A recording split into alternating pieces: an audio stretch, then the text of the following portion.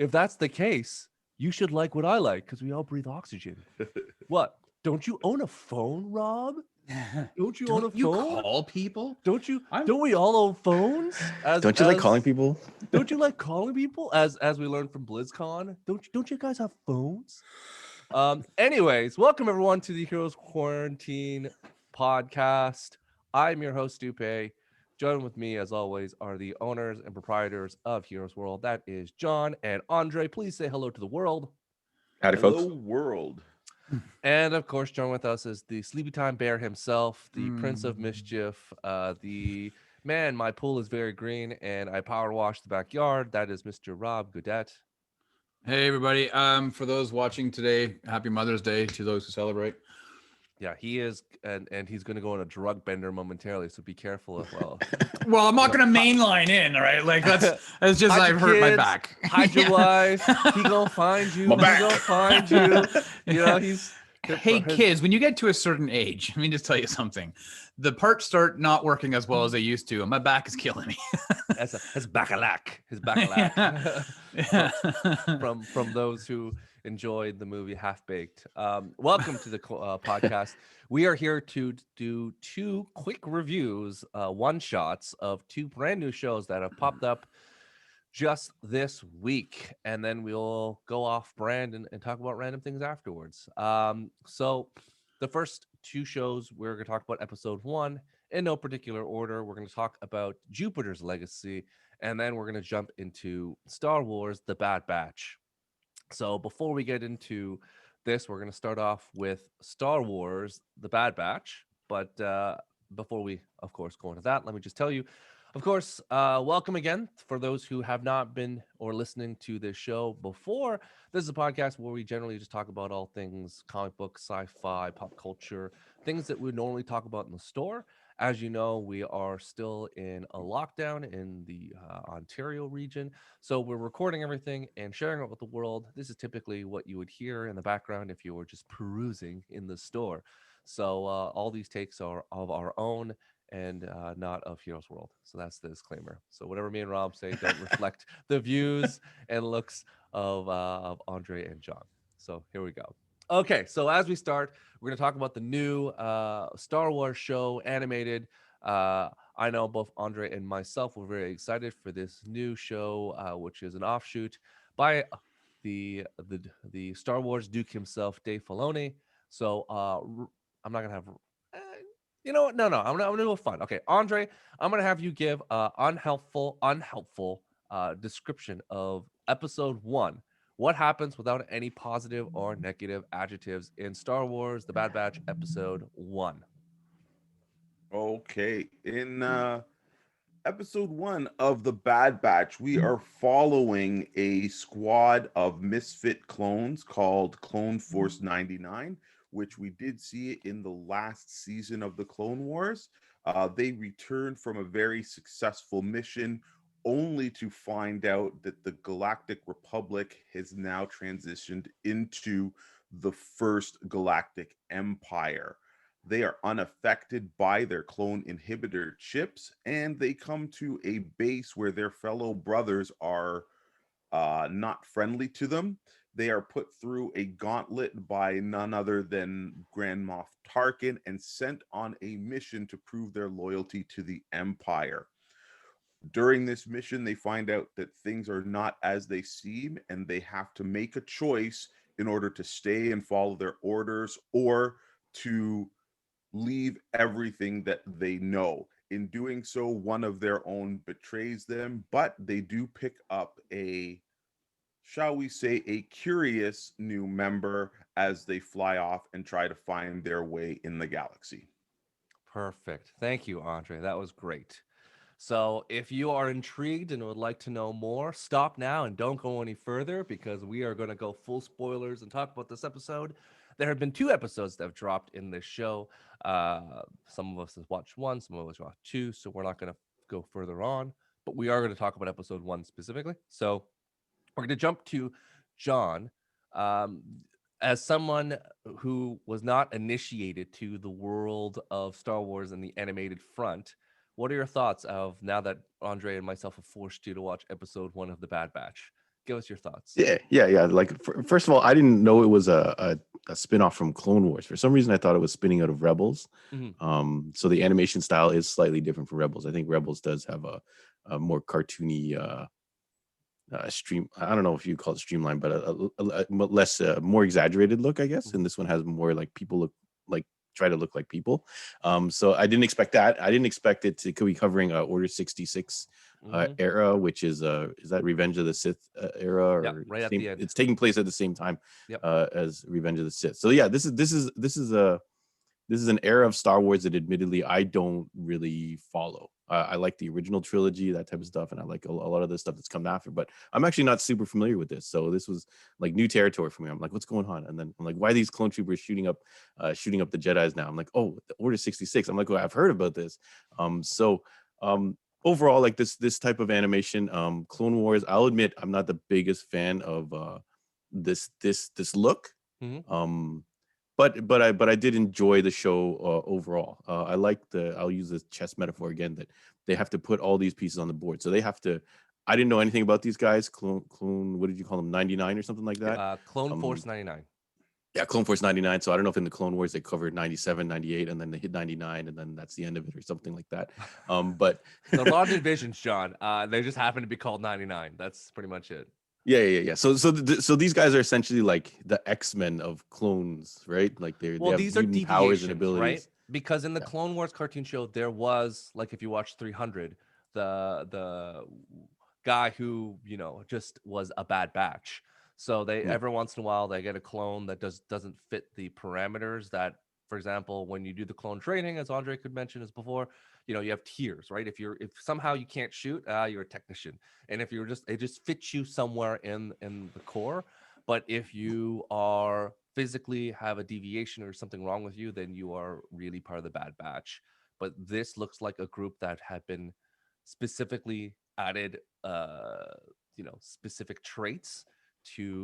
What I could gather is they were given specific abilities to lead into the Mandalorian, because clearly things are going that route, because it's all tying together to make something. But yes, that is so I like the groundwork that's being established. Like, you can't just kind of hit.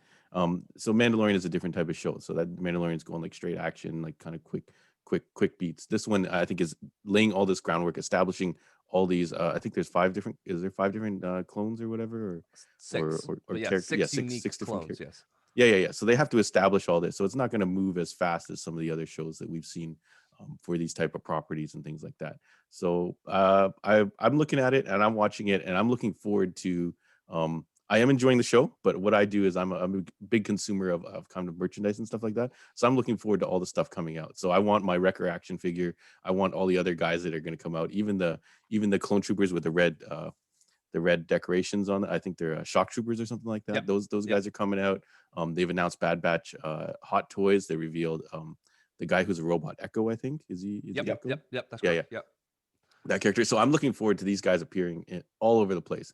And they look hella cool in their armor. But yeah, overall, I did like it. I did watch episode 2 as well. So I wouldn't say I have any criticisms towards it, except that if you really aren't into it, like if you tried Clone Wars and all that kind of stuff and you couldn't get into it, I don't know, it might be a tough match for you to just jump into this. As you said before, as Tech and as Obi-Wan once said, you are more machine than man. So these are things that were said about Echo. So yeah, he is like Darth Vader at this standpoint. But yeah, I think to your point, John, there's a lot of tie-ins to the Mandalorian. So if you want to learn more about the lore, this is kind of a good jump entry point, because episode 2 does talk about a lot of things that pop up in the Mandalorian, and it's only episode 1. So if you want to jump on it when there's nothing going on, I guess now is the time to get on board. It is daunting when Andre and myself keep on recommending the Clone Wars, and there's like 5 seasons, and they're like, let's recommend Rebels. So that's the problem. Yeah, when you go back and you're like, oh yeah, you got to watch all of this. But I think you can watch this without watching the other stuff. And this is like I like elite squad of dudes doing stuff. So I look forward to probably a potential video game and all that kind of stuff that's coming out. So I do like all these characters. So There was a video game, John. There was a video Yeah. game where The you could Bad be Batch? cloned. No, not the Bad. Just yeah. I know Republic Commando, right, or that's whatever it's correct. called. That's Yeah, correct. But I look forward to this game where you can select, you can select Hunter, or you can select Echo, or you can select But yes, Crosshair, or whatever. from your selfish note, from a toy collector purpose, they all have 5 unique looking clone Yeah, troopers. yeah. And if you Like were I to can't buy wait. them Like, and, all and to pose yeah, them and if against you look at walls the and stuff, design for the yeah. Black series, so if you're not a fan of the Clone Wars like kind of like look, Mhm. the Black series figures are don't look exactly like the cartoon. So that's kind of cool. So I'm looking to other versions. Not to say that the animation is bad or anything like that. It's just some things you like the style of other things. Like, so if I guess I were to rate this, then I would definitely put this on top. I probably definitely will watch the rest of it, more so than Rebels, and then before that would be, I guess, the Clone Wars, just in style wise and characters, I guess.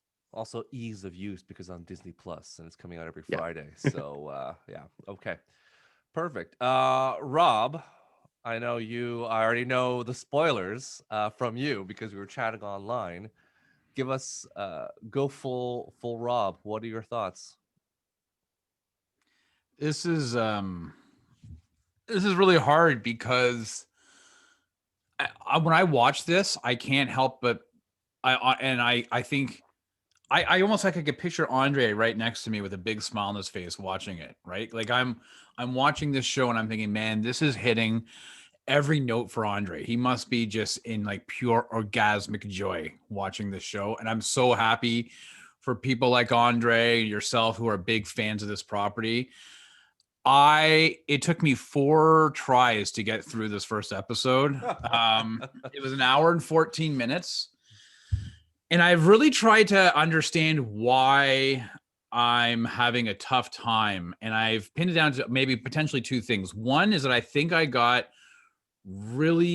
have PTSD from the Ewoks and Droids cartoons from the 80s because Global kept repeating them for years and years. And I think Droids is fantastic. I think it fried some circuits in my brain. No, John, only the theme song was awesome. You're getting very confused. When you listen, when you watch it, you're like, the theme song is a jam. I can listen to It that should be a theme song. trance beat. Yeah. Yeah, and then after that, you're like, oh, this show's not good. Okay, go back to the song. Go back to the theme song.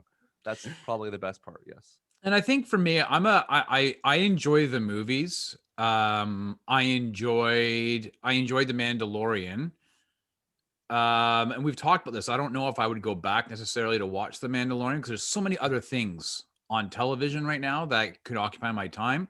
I think I'm a fan of Star Wars, like level 1, where I enjoy the movies. I've rewatched the movies numerous times, but I don't think I have the capacity to be able to delve deeper into the lore. I've never read the books. I know that Andre was a huge fan of the books that came out way back when. Not to date Andre. I've never read I read a couple of the newer comics, but again, books, it didn't really hit me. I played some of the games. I was not a fan of the Knights of the Old Republic, but I'm not an RPG guy, so that's fine. But I liked some of the Jedi Temple and all that stuff, or Jedi Academy. But for me in this show, it was a struggle. And I felt like, unlike what John's saying, that you think you can just jump in, I feel like there needs to be a base knowledge of what happened in the Clone Wars television series to kind of really fully appreciate what's happening. I was prepared to really skewer this show and say that it lived up to its name of The Bad Batch. But I will say that the last 20 minutes where they were essentially like arrested or whatever, put into that, prison. Yeah. And they were going through the it was on Camino, I believe. And they were going to go for the chip and have it re-engineered right. So that last 20 minutes for me, I actually quite enjoyed. I was like, I really, I'm liking this. I think it's dealing with the whole lore thing is what is hindering me. Some people can look at a car and understand the mechanics and every aspect of a car, and it makes sense to them. Some people can do that with, with music, and they can pick up, a mandolin in the background of a song. You're like, wait, that's a mandolin? I had no idea. For me, Star Wars just seems to be, I have like a mental block for some of this stuff. So, But Rob, is that just because it's a cartoon? Because you watch Mandalorian. If we watch Cassian Andor or Cassian, like, are you going to be like, oh, cool, it's Cassian Andor and it's live yeah, well, that action? was another question that you would ask me. Is it because it's a cartoon? And I grew up on cartoons. I enjoy cartoons. And we discussed this for those of you who clearly are not spying on us on our private text change. Except for you, Russian. Okay. Russian and Mr. Mark Zuckerberg. Right. You mentioned 2 TV shows that you watched, and then I questioned you. You're like, I love cartoons. I love Batman the Animated Series. And I'm like, okay. And then remember the other show? No, the X. Yeah, Voltron. I love Voltron. I'm like, right. You do know those are properties that are over 20 years old, right? And then you're like, oh yeah, and I only watched the first 2 seasons of Batman. I'm like, yeah, okay. No, that was a Voltron. It was I didn't watch the last 2 seasons.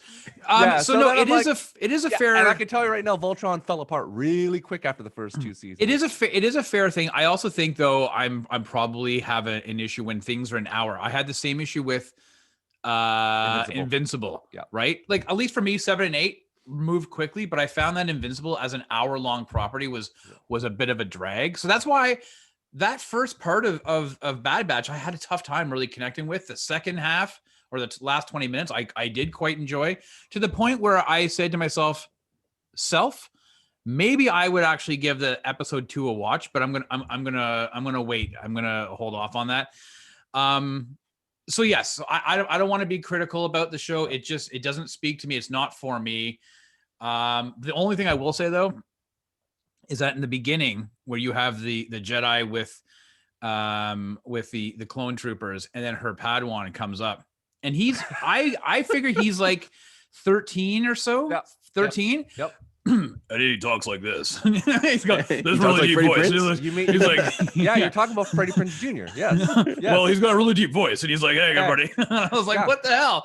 Yeah. That's the tie-in to Star Wars Rebels, because that's Kanan Jarrus. Okay. So if you watch Rebels, you're like, the moment you heard that voice, you're like, "Oh, this is."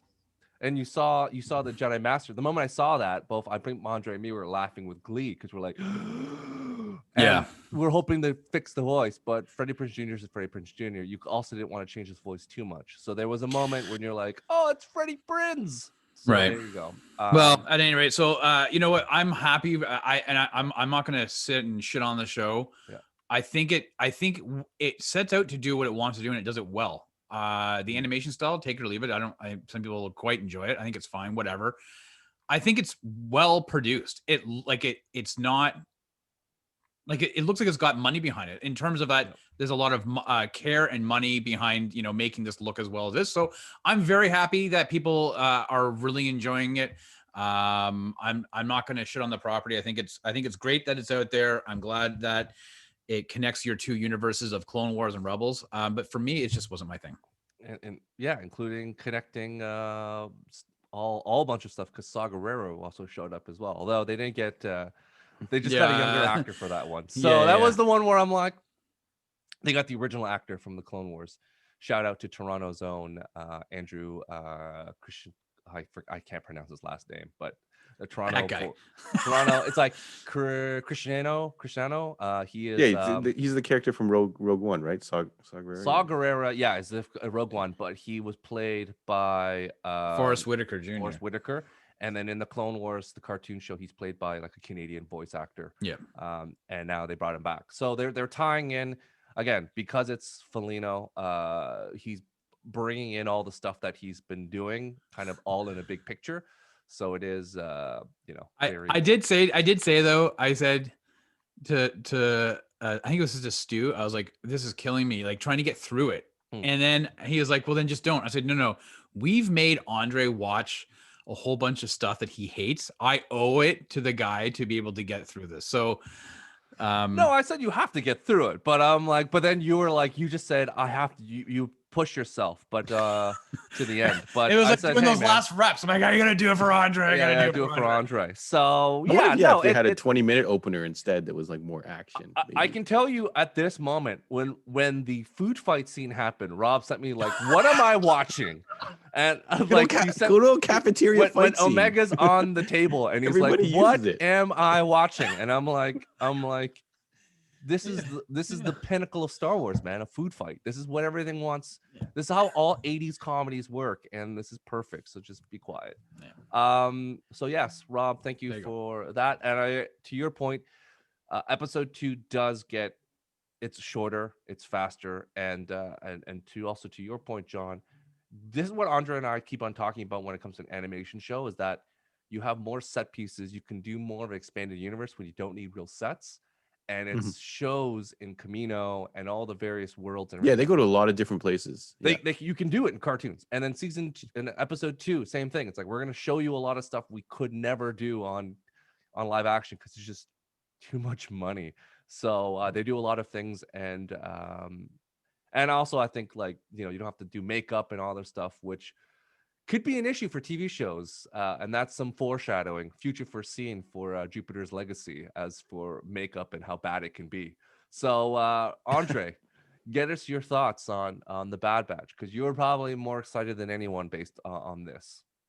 Well, yeah, I can see where Rob's coming from. Especially if you haven't watched the other stuff. I'm going to disagree with John. This is not a cartoon or a show that, if you haven't watched or are familiar with the other stuff, that you can watch. If you haven't watched Clone Wars or enough of Clone Wars, if you at least season 6, if you haven't watched Rebels, you're not going to catch it. If you don't know Star Wars lore, you're not going to get this. This is the fourth, basically, animated thing that they've done. And that's why it works, because it's got so many foundations that they don't have to start, right? They're assuming that that there are clones, that Order 66, that all of this stuff. Now what they're trying to do is they're trying to say, okay, yeah, we are going to dive deeper into certain areas and aspects that we haven't shown before in either Clone Wars or Rebels and stuff. And in order to really appreciate those kind of Easter eggs and connective tissue, you got to know where it's coming from. So obviously the first big one was finishing watching episode Clone Wars season 6, where they introduced the Bad Batch, and you find out that Echo was a regular clone that joins these guys. Like, it's 3 episodes or whatever, but again, it sets the foundation, shows you who and what they are. Right.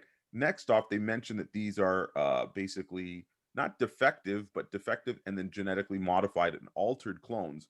And again, if you watched Clone Wars, you know a little bit about the ARC troopers and the null ARC troopers. There's a whole kind of list of different types of clones. You've got your rank and files, but then you have ones that are experimented on, like those ARC troopers, the guys who lead the clone troopers, the ones with the commas, and they've got usually red stripes and stuff. These guys, like, let me just quickly interject. So to your point, you don't need to watch the first episodes, but like John, you did before, you can go back to the source material to those episodes and rewatch it. So yes, Andre's bringing up a lot of great points. But technically, it's not like all the stuff that Andre's mentioning is like, oh, you should, like, this is. They mention it. They cover it in the show. Yeah, these are things. But if you really want to know more, like what you did in Mandalorian, you're like, who's this Bo-Katan?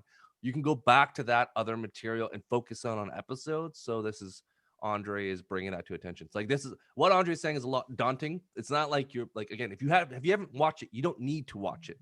But Andre is supplementing and saying you can go back to the episode. To be honest with you, I think I'm going to disagree. I think this show is made for people who have watched the other stuff. I don't think this is a show where they're like, hey, we want all new viewers to watch this show, because what they're doing, I know we weren't going to talk about it, but episode 2 is only brought on if you know who those characters were from Clone Wars.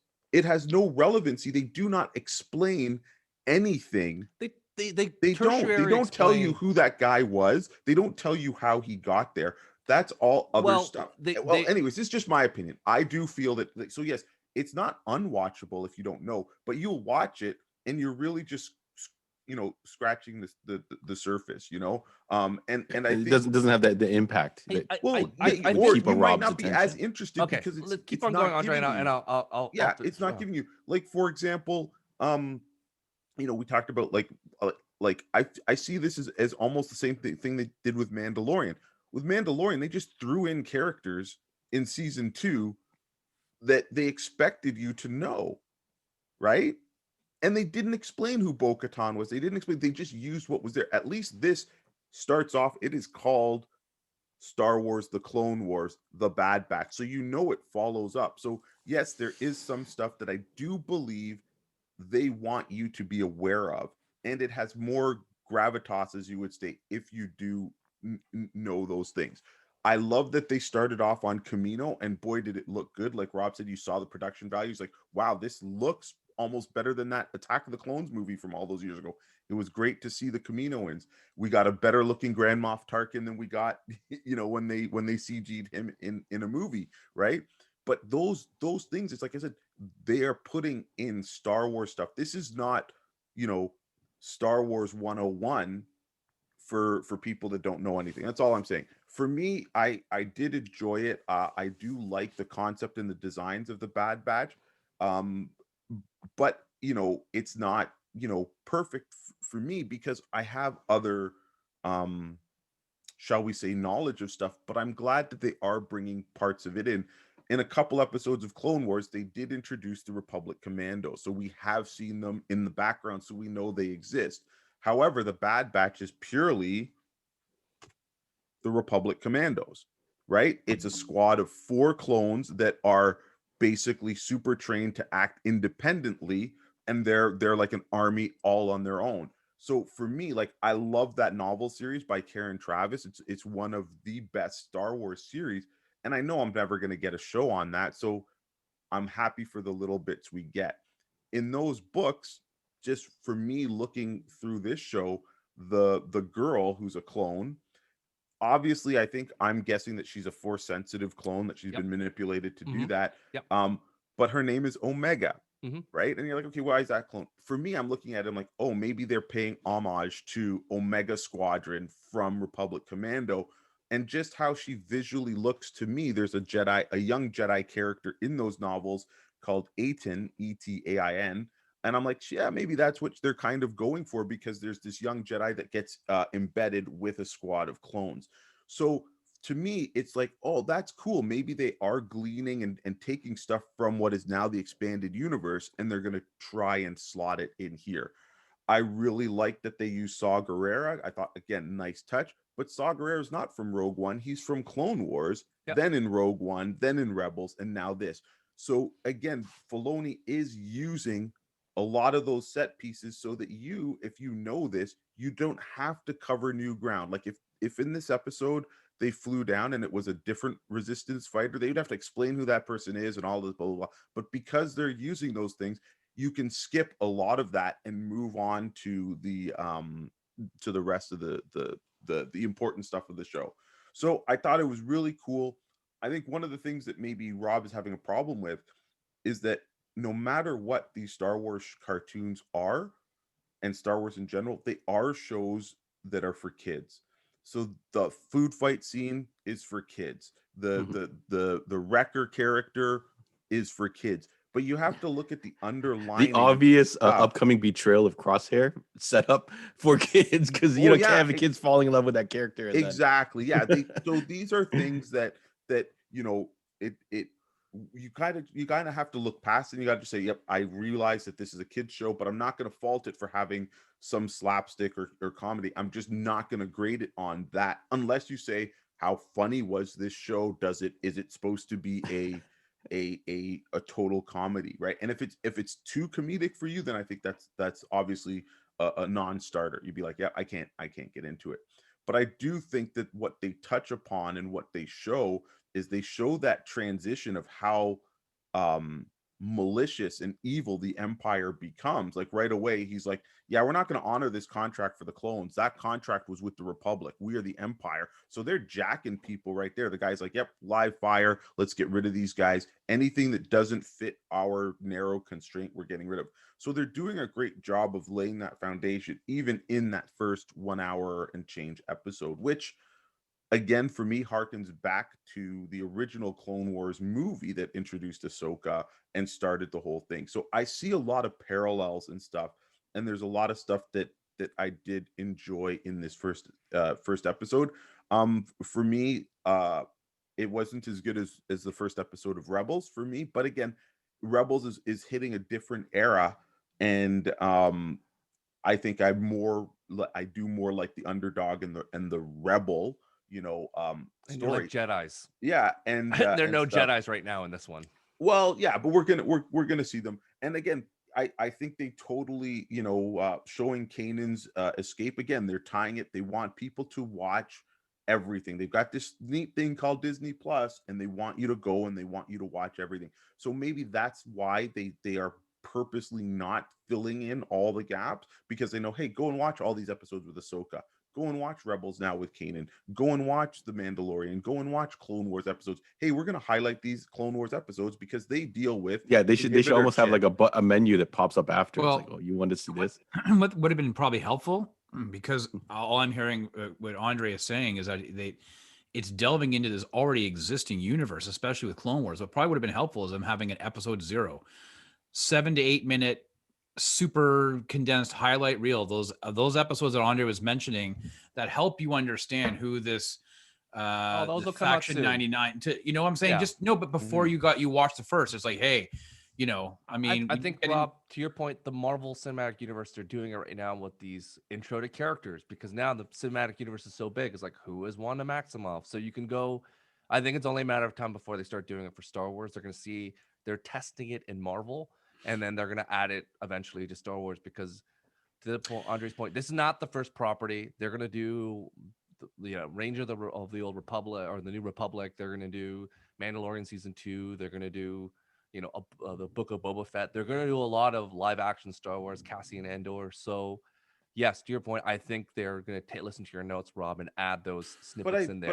But I do think, again, this is not like again, Bad Batch is basically the continuation of the Clone Wars. So this is not like, you can't just jump into Grey's Anatomy season, 16 and be like, I understand Or can all the you? character dynamics of it. Like they expect you to do some stuff, right? I respectfully disagree with you, Andre. I think they are teetering the line for this show. Of course, they want you to watch more, but I think they're cognizant that some people may not have watched the other series. So in that first episode, and why Rob was probably rolling his eyes, they added a few things and explained. That's why they had the Republican, like the beginning of the show, they had the introduction, which The opening is crawl very, thing. very much the same of, oh, that's from Clone Wars, where they have that, propaganda robot talk about stuff. So they were trying to add this in. So you got to get entryway somewhere. All these shows for the first episode, they got to make it kind of level set and be like, yeah, you don't have to watch it, but if you want to be enriched further, you can watch more. So I agree with you, Andre. Yes, if you want to watch more, but they're not setting out to make it gatekeep and make it that hard for someone. Like, if you haven't watched the other stuff, you're not going to get it. I don't think that's because It's again, a cartoon. show No cartoon is actually that hard. Just like no comic book is that hard. You should be able to go into any comic store, pick up a comic, doesn't matter what, read it and understand that comic. Yeah, but you might not enjoy it if you don't have the predecessors. But I think it's the same. Might not thing, enjoy it as right? much. It's like playing a video game, Andre. Not everyone finishes the game completely and gets 100% on completion. Some people just go for the story mode and just go from the game to beginning end. Some people need to collect all the benefits, all the items, all the different Takes things. forever. This is the difference between people. I know people who play video games on easy mode because they just want the story end of that. And I know people that watch just YouTube videos now that that's it. That's all they want. They don't want to grind out in Mass Effect and get everything, get all the weapons and everything like that. That is the nature of consuming content. And either you can be like, I want the gold star and continue to know and watch. And some people just like watching in the background. And they have to cater to the way that people are watching now. yes, you can fully go all in and watch more of the other shows, but you can watch this on your own without knowing anything else and still have an enjoyable experience. So I think that's what they're going for. They're teetering constantly on like, hey, balance of you can watch it with nothing, and then if you want to know more, there's more, or you could watch it with all the knowledge in the world and But enjoy it and enjoy the Easter I think eggs. that Rob proves it. Rob doesn't have the background, and he watched it and didn't enjoy it. This is So I one think that person, Andre, where I don't I think one like if that was the obviously it's case, one. There's if I four went to of us. that, It's our opinions, right? yeah, but like there are 10 dentists out there, and one of them doesn't believe in the floss that I'm looking for. Do I just believe in that one? But 9 out of 10 dentists believe in it. Like again, there are bigger right. things to talk about and more people. I'm the outlier. Yeah, there's one outlier. That doesn't mean that the whole thing is preferenced on one Screw the person. bell curve. So, but this is a person who already says he doesn't want to watch cartoons, so we have to No, then Yeah, yeah. no, hang on. Listen, you're also talking. I've grown like I reference those cartoons to used to, but while we're sitting here thinking, I'm like, wait a minute, I've watched a shit ton of cartoons by the nature, like I'm a dad whose kids made. I ran tons of stuff, right? So like I've watched cartoons. I can maybe it's not my first love of stuff. It's funny that But Andre are you watching mentioned. Caillou or like what is it? Well, Because I need to understand. I what did cartoons- not right now, but I Were you did. watching Thankfully, my Paw kid. Patrol. Like Yeah, again, yeah. Paw I need Patrol. the Yo, context. there's a of cat what you're on Paw watching. Patrol now. Yeah, okay. It was, the Transformers, the what do you call them? The rescue bots, who did all that, did the Mickey Mouse stuff, did Not the same level. Not the same level. all of the movies that you could think of, the Madagascars, the Ice Ages, like Teen you Titans know, Go. right. So, but Andre makes an interesting point, and it was something that I was thinking about the tying it to how comic books are, and I was thinking like if I was to all of a sudden pick up the sort of Ten of Swords without having understood this really, I think we can kind of say this really deep idea of X-Men that Jonathan Hickman has kind of created, this really robust idea and universe. If I was just to pick up Ten of Swords, I think I would be pretty lost as to what the hell is Krakoa? What am I dealing with here? What's happening? And so I kind of thought about that when I was thinking about this show afterwards, and it was like, I see what you're saying, Stu. It's not completely blocked off for people to come in and be like, I don't get what's going on. I don't understand. I'm out of here. It does allow you to kind of get into it and say, oh, you got the funny characters. And you got the little girl from New Zealand or whatever, because that's her Kiwi accent.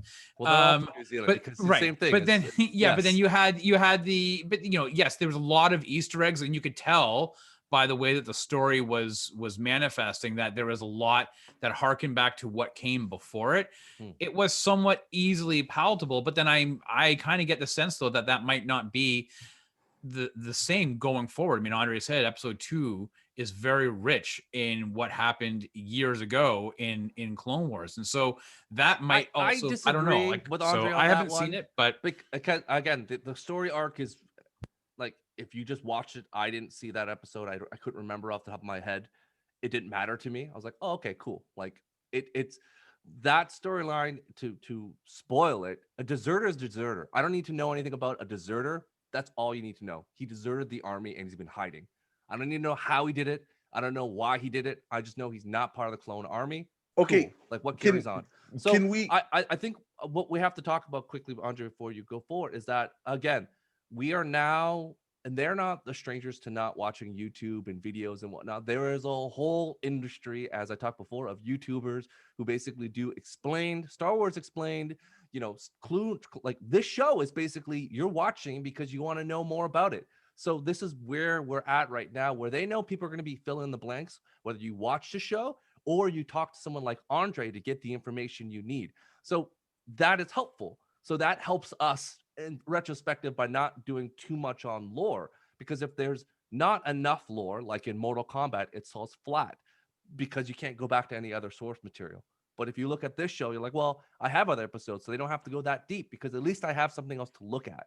So, and review and watch, and it's a cohesive, I think constantly about this first episode and the first hour of Mortal Kombat. I have no idea what happened in that Mortal Kombat movie, but this makes sense. It's basic, but you can fill in the blanks accordingly and like, okay, this makes sense.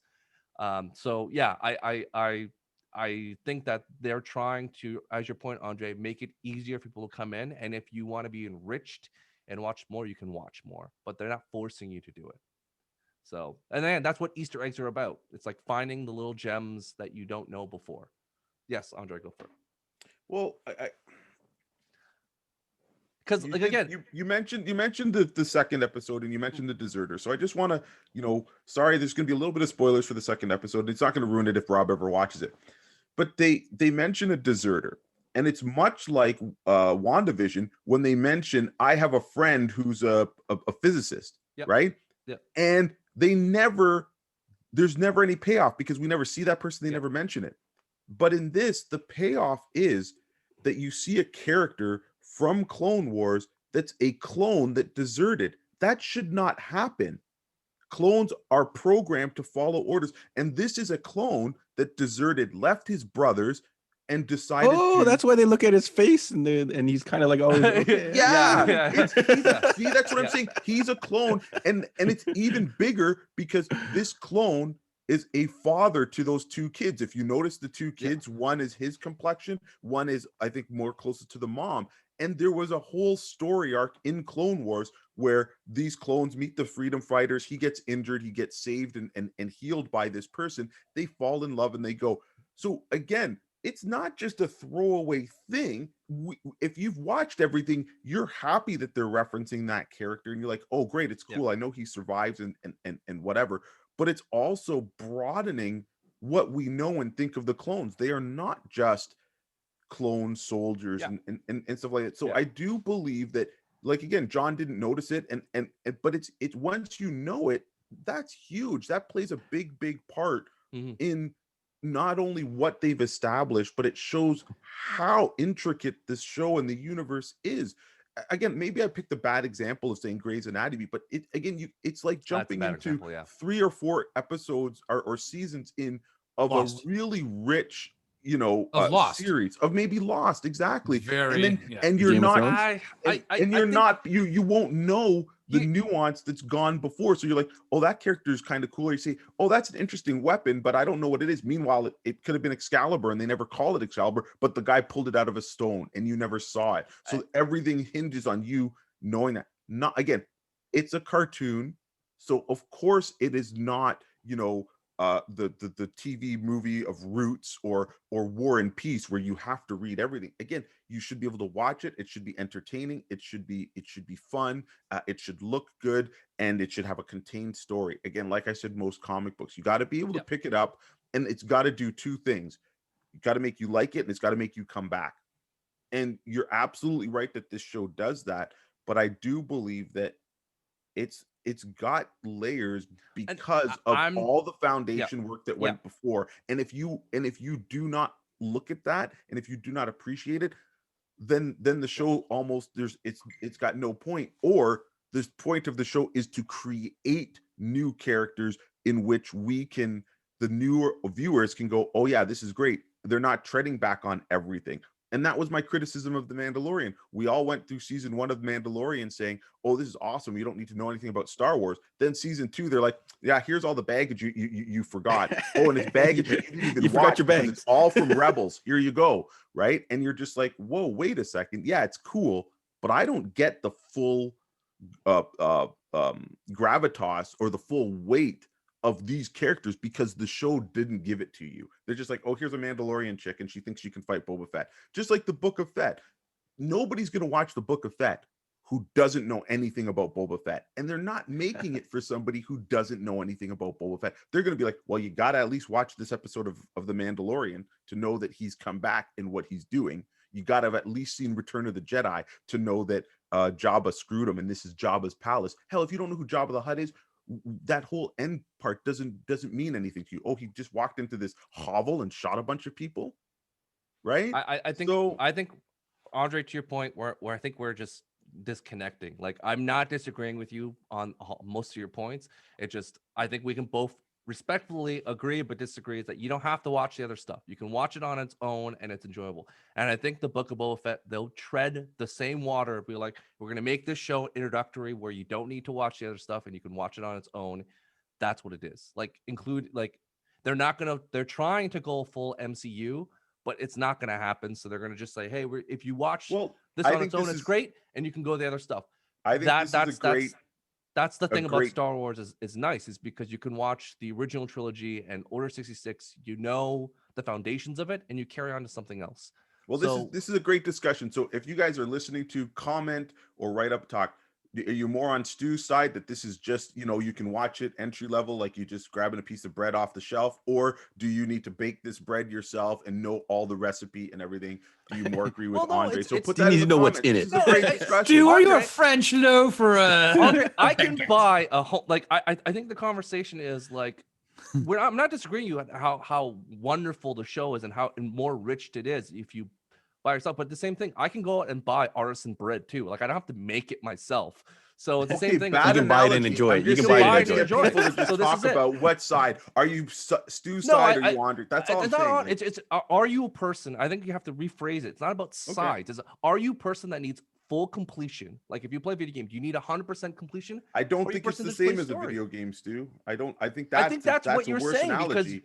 I think Because your the story some of a people, video game isn't hinged upon you collecting every gun or every. So what you're thing. saying is that if you watch everything before this, all the groundwork, it's gonna definitely pay off more. yeah, but you don't have I to. think that's what you guys are both Yeah, I basically think we don't saying. have- yeah, I it's think- gonna I pay think off it's more, true. but it's Yeah, still like, good. I watch it all I'm just not because- saying it's bad Yeah, or anything. no, I He's just think saying you're gonna enjoy it more if you have all that. I watch it backstory. more, and I like collecting stuff in video games and getting through, but not everyone's like that. Everyone has different things, so that's it. Okay.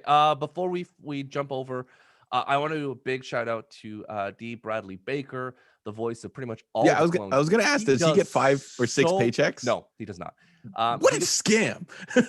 that is the plight of being a voice actor, is that typically on a show you do multiple and you don't get the pay.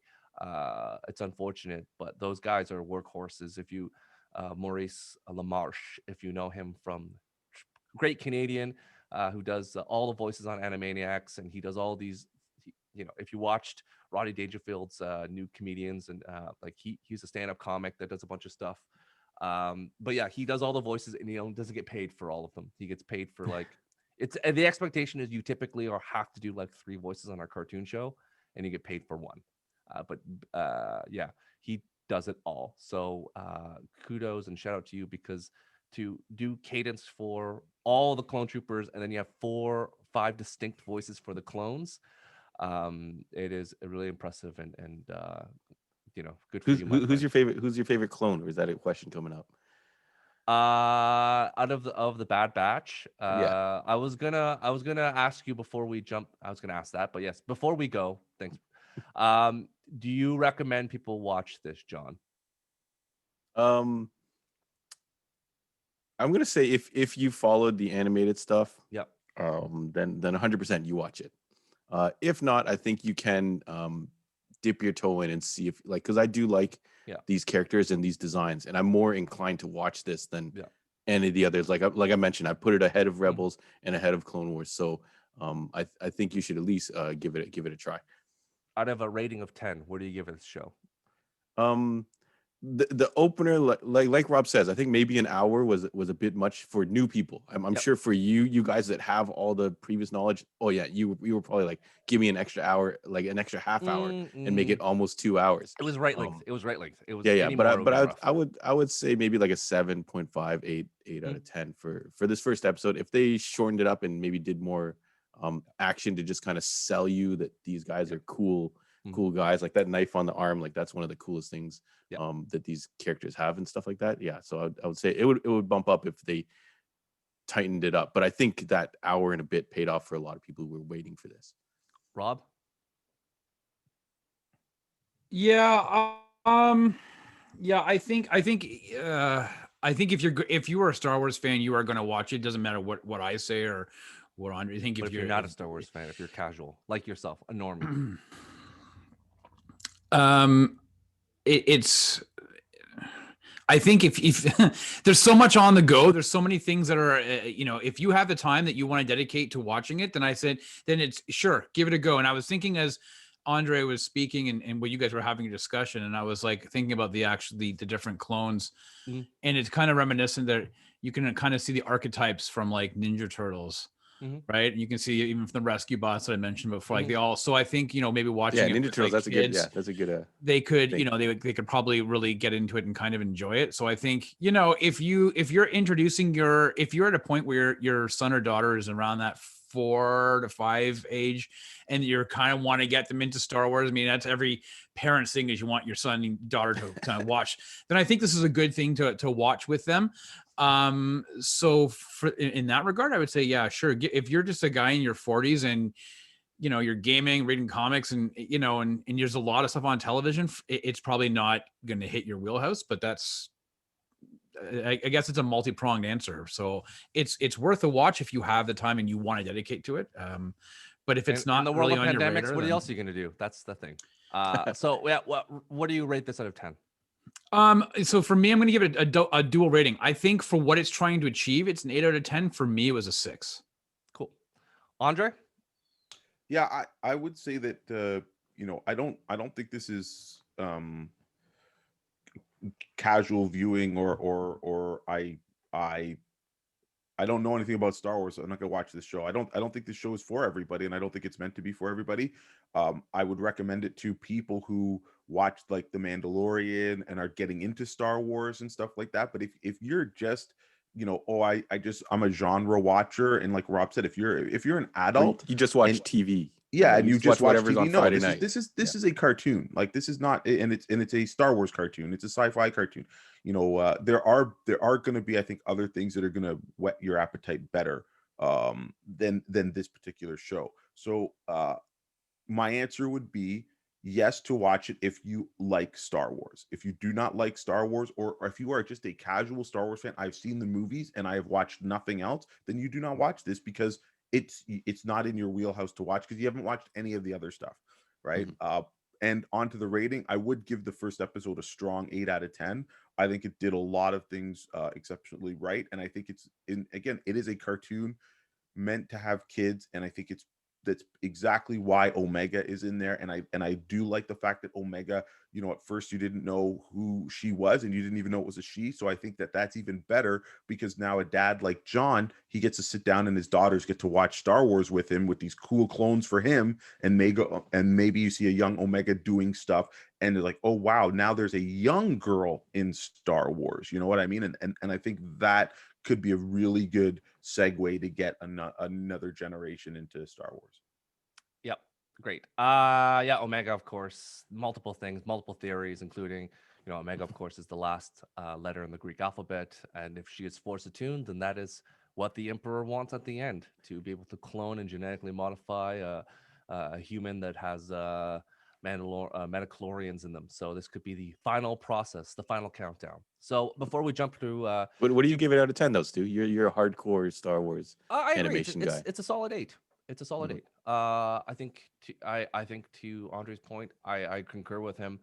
If you watch Star Wars, if you like Star Wars, watch it. That's pretty much it. I don't think Mhm. you need to watch the other stuff right now, but if you continue to like it, then I would say go deeper back.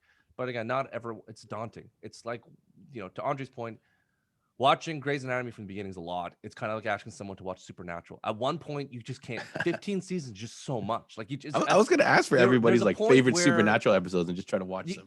there's a point of no return. I think Supernatural is like to watch the first 5 seasons, and then really you pick and choose after that. I think the first 5 seasons are solid, the best because of Kripke, and then everything else is kind of like, you choose an episode with, here and there the comedy ones. You choose a couple Castiel ones. You choose a couple things here and there.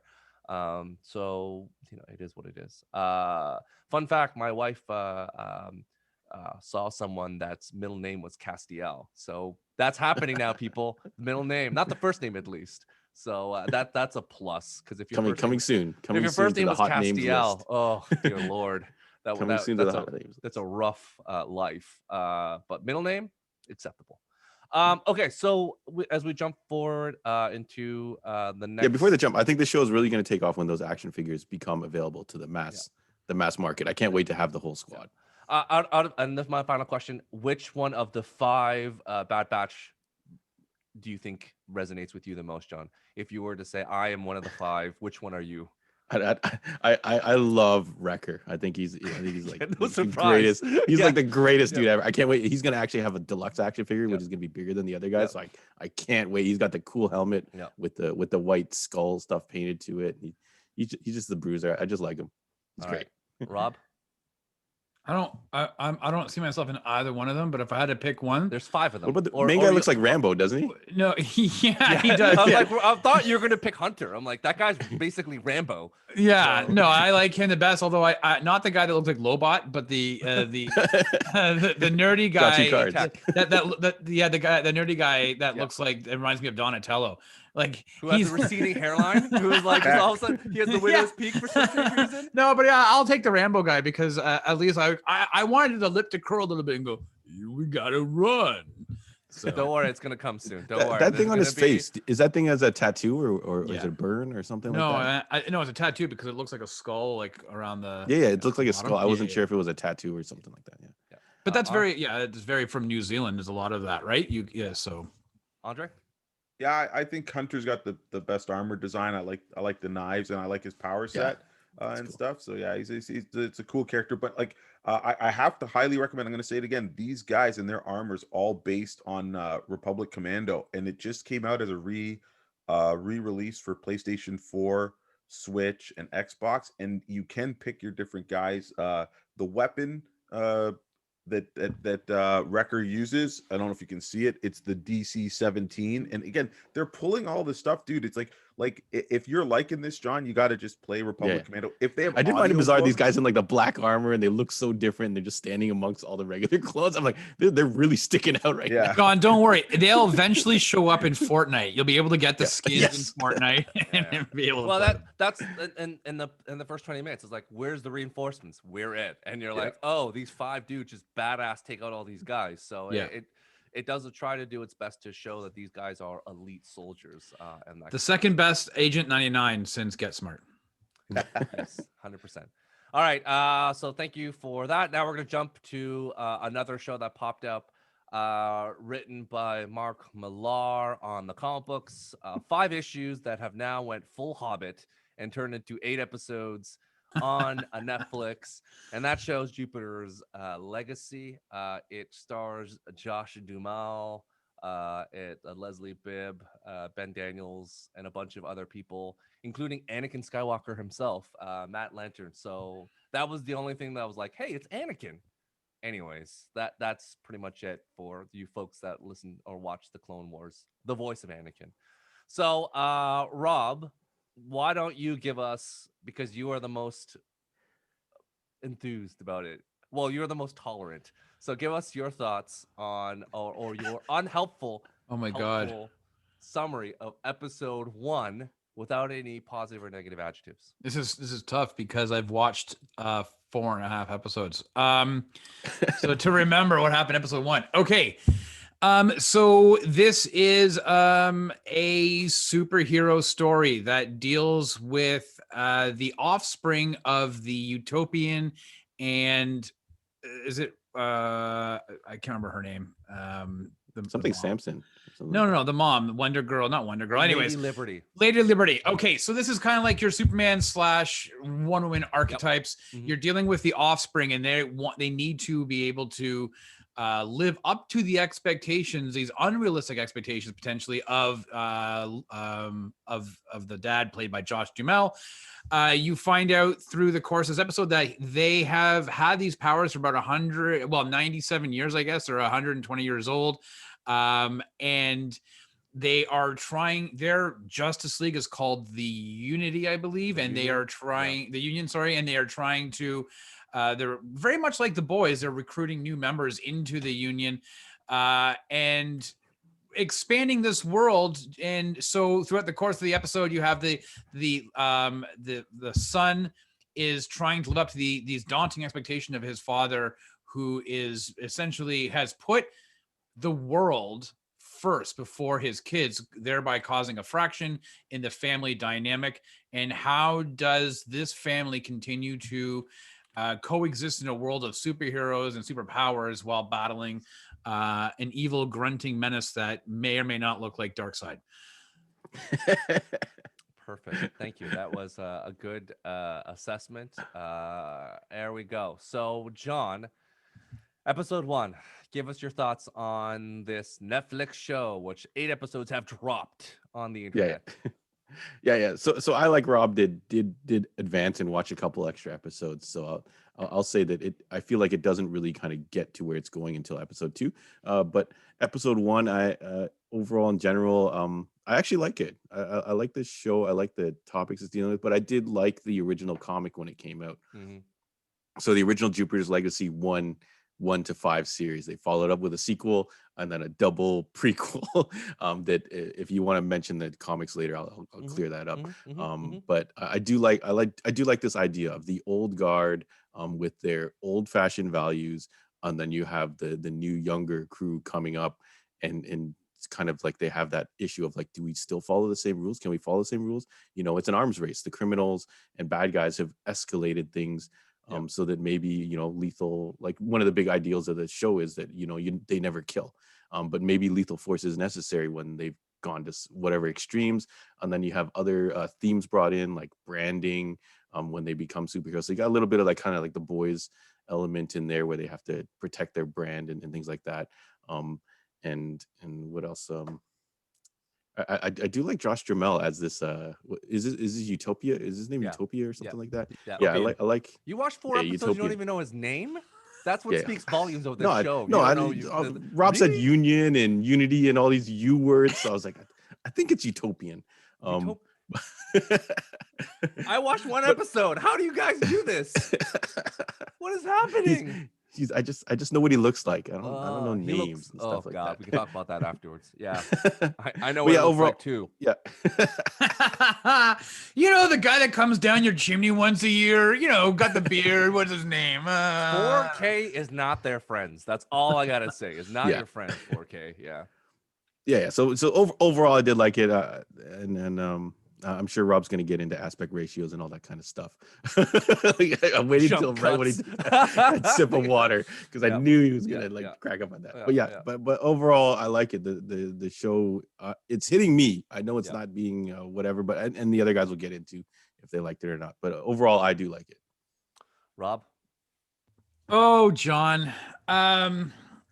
So yeah, listen, I'm enjoying the show overall. I think it's tough because we are holding, consciously or not, we are holding it up to what we've just came off 2 weeks ago with Falcon and the Winter Soldier, right? Like we've had 6 weeks of this really high, intense, high budget Marvel television show, and we've got this.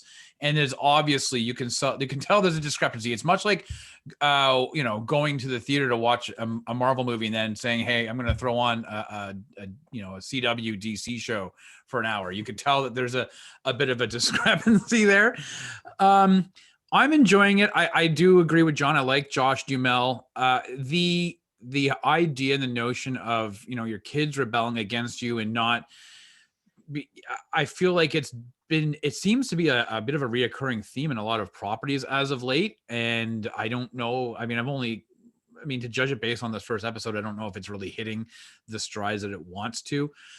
I mean, filmed in Toronto. So sometimes that stuff kind of takes me away when, you know, I see they're at, 1 King Street or whatever, and they're being smashed, you know, the action scenes are happening and somebody's being thrown into the downstairs lobby and where they film Suits. And you're like, oh my God, I hope everybody's okay. That's also the lobby they filmed Half Baked. So and a myriad of other TV shows. You name your movie. That's where Chappelle was cleaning the floor. There we go. It's an interesting. I like the fact, and again, it's kind of hard to be very concise on just episode 1. There's 2 timelines. There's a modern day timeline, and then they go back to 1929. And I sent a text to John. I said, "Did you notice they go full screen when they go back to 1929?" And he's like, "You're a nerd." So I actually really enjoy for me, that it seems the 1929 period is a lot more compelling than it is this family dynamic of dealing with what looks like to be a very tired, burned out dad with his kids who are like, "You never paid attention to me when I was younger." I'm kind of getting a little bit over that, to be honest. I just feel like it's a reoccurring theme in a lot of properties as of late, and I don't care for it. The special effects are very budgety. The flying aspects, the landing, like you can tell it's pure wire work.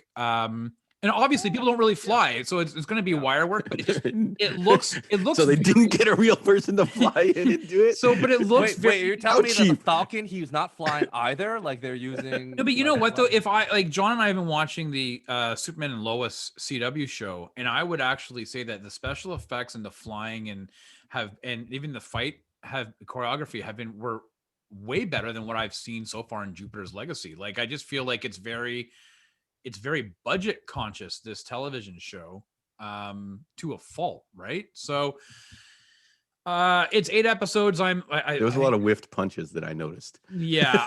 The whiff and the guy's like the end baddie, Dark Star. It's a guy in a rubber suit. Black Star, I think, isn't it? Black Star, Black yeah. Heart, whatever. And yeah. but I'm like, he looks like Dark Side, like the way that he's all He's done up. funny. He's funny. And then I was thinking to myself, I'm so glad that they actually made Dark Side CG, because if they did practical effects, this is what it would have looked like. He honestly, he looks like Goro's brother. Without like, it's Goro's brother. He's from Outworld, right? That's how it works, right? Boro. Yeah, they borrowed the same costume and then they put it on and they just and took off his arms. Yeah. So like I said, you know what? It's for me. I've enjoyed it. It's easily consumable. The first episode was 47 minutes. They're between 38 to 52 minutes in length. It's easily consumable. I'm glad so far it's only 8 episodes. Again, I'm only halfway through. So we'll see what the rest holds. But I'll be honest with you guys, after watching, I'm in the 7th season of The Flash and I'm dying.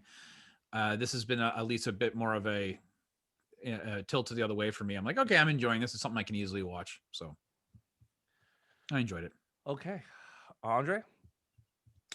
So let me start off by saying that I don't enjoy Mark Millar's work in general, for a number of reasons, his comic book work. Unfortunately, that is going to skew it. I watched the first episode. I thought the pacing was off. I thought the characters were dull. I thought the quality, I think the costumes, were like everybody said, budget. It didn't do anything for me. The 1929, flashback, I didn't remember that from the comic. So maybe John, if he's read it more recently, will tell me if it was there. It's not I can really. tell you it's not, Andre. Yeah, I just went back to the comic after watching episode 1 and I'm like, what am I missing? And I went back, exactly. I'm like, So oh, I think there's a lot of stuff that I'm missing, and I don't think it added anything to it. For me, a lot of these shows, if it's live action, I will watch it with my wife. And she said the same thing. She's like, this is just boring, and it's it just looks cheesy. The stuff.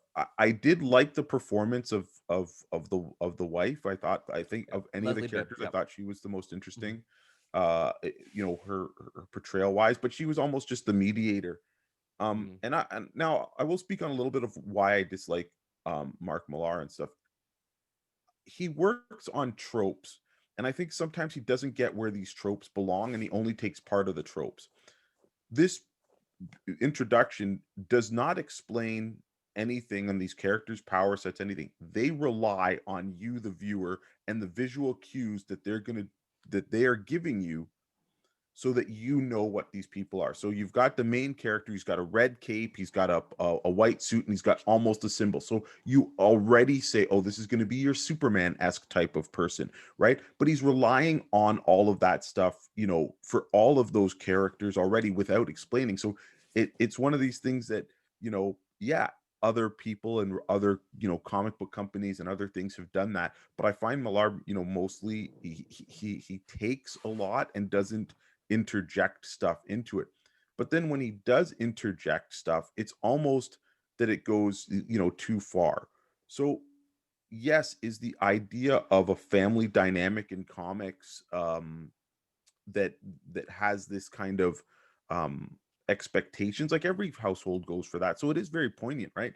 But like Rob said, we're seeing it in Lois and Superman, and we've seen it in other things recently.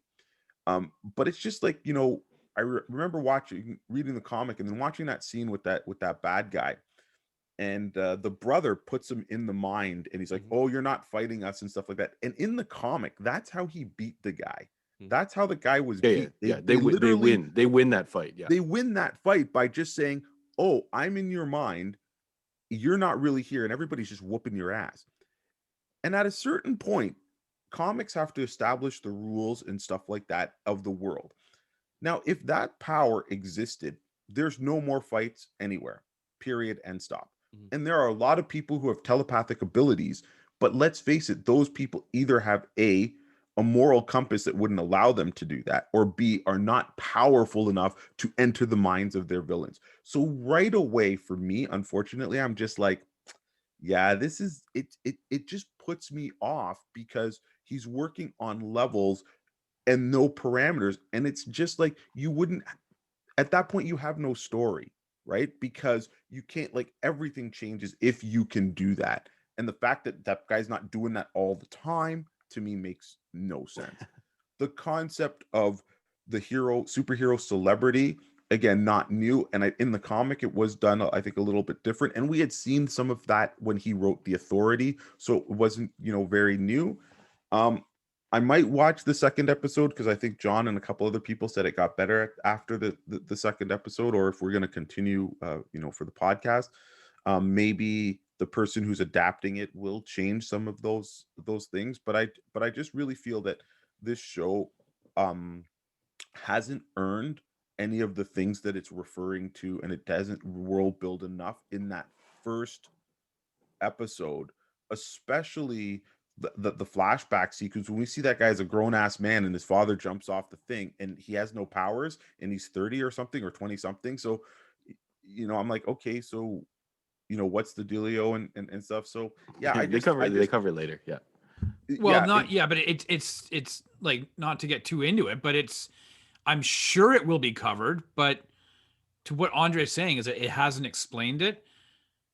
And I think it's something that they're requiring you to invest the full season for them to explain it. For sure. But I just felt like we're talking about if an opening episode can grab you. Yeah. Right. And I think while it had the action and stuff to kind of grab you, and just the one premise, like if they just had maybe expanded on the daughter being rebellion, and they say, "Oh, we've seen your magazine cover and you're beautiful," and blah, blah, blah, and they had that that's enough tension. But then you do this other thing and stuff. And I guess, listen, I've stated it that I don't like his stuff, so maybe that's why I was kind of, bummed out. But it just, I don't know, just the look of it, like maybe this should have been a cartoon instead of a cheap looking show, because it, like you said, the bad guy at the end looked crappy. The fight scene with all the especially if you compare it to Invincible, all of the Invincible fights, the costumes look crappy. They all look like they had a cape of some kind and whatever, and like the speedster couldn't do anything. Because they introduced a whole bunch of people in that fight, but not introduced them. They didn't know who the hell they were. You're like, these people all of a sudden they come out of nowhere, and you're like, who are these people? I mean, that was kind of funny. The one guy is smoking a spliff at the top, right? Yeah, I'm just gonna wait and wait for the whole. I was like, did this guy just get murdered? Yeah. So the guy that throws dirt at him, he does it twice. I think he does like a earthquake thing. Yeah, a Falcon flip, and then throws dirt onto his chest, and I'm like, what are you doing? Yeah. The one thing that. And it's tough because that end scene, obviously the bad guy kills a couple of these heroes, the ones that we didn't know which who doesn't they happen were. in the comic books. Yes. Yeah. Right. We didn't know who they were. So they're expendable, I guess you could say. But I kind of felt like they're trying to do what the boys did almost. They're trying to push the envelope it's Netflix without really pushing the envelope. And I was like, I don't understand. Just go for it. If you're going to go for it, go for it. Why make it so watered down for a property that's TVMA? Just go for it. Yeah. The other thing that kind of bothers me, sorry, Stu, is that this is again another series where now you have everybody has powers, or 60% of the population has powers and 40% don't, and it starts to be like, okay, great, so I'm the have or the have not of powers. What's going? It just seems like it almost takes away the the idea of you being special if everybody starts to have it. You're like, well, what the hell? Like, who cares, right? And then they're not responsible for it, right? Like, I do think it is an interesting idea and notion. And John mentioned that they have this code, right? That the utopian wants to hold this code about you don't kill, you don't do these things. You have to treat people, even if they're your bad guys, you treat them with respect. And I find that, admittedly, I find that to be a very interesting idea, because it's the younger generation that are saying, but the code no longer exists. You can't. And that type of a conversation happens a lot nowadays, even in corporate Canada or corporate America. We're like, we're not wearing suits and ties to work anymore. This is an old paradigm. It's changed now. We work from home. Like, it's so for me, I find that to be a little bit interesting. But So this is but Kingdom Come did that so much better.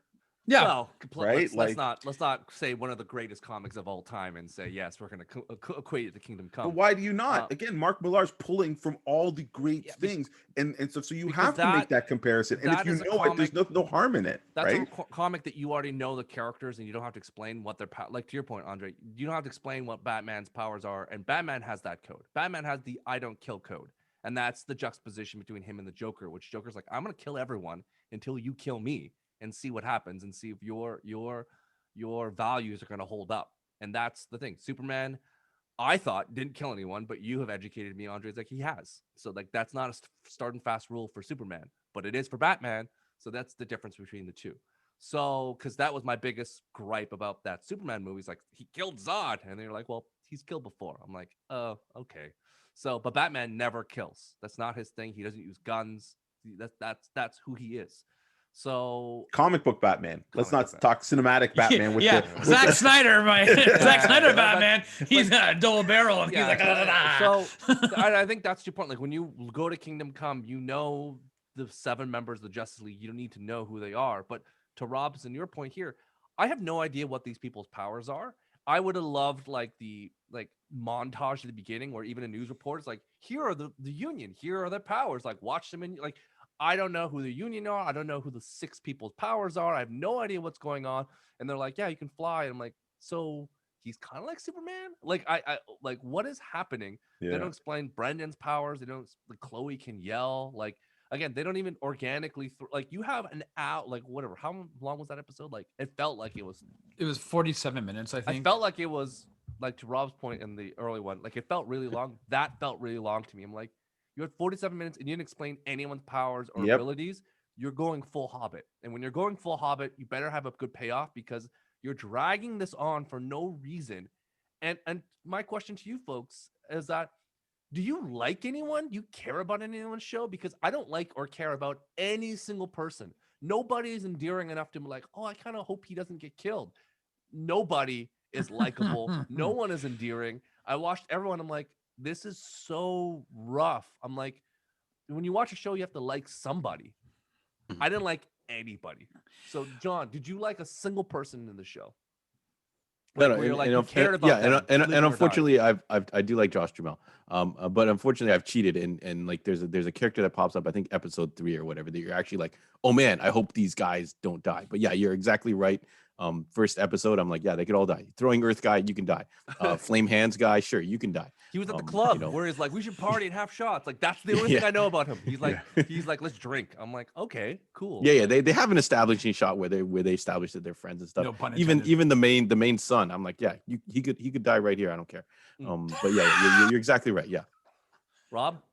Yeah, man, they're all expendable. But John's right. There are other characters, and as you progress, and again, I'm only saying it's like I've watched, like I'm halfway through episode 4, so Josh Duhamel is compelling right now in his journey, especially what's happening in 1929.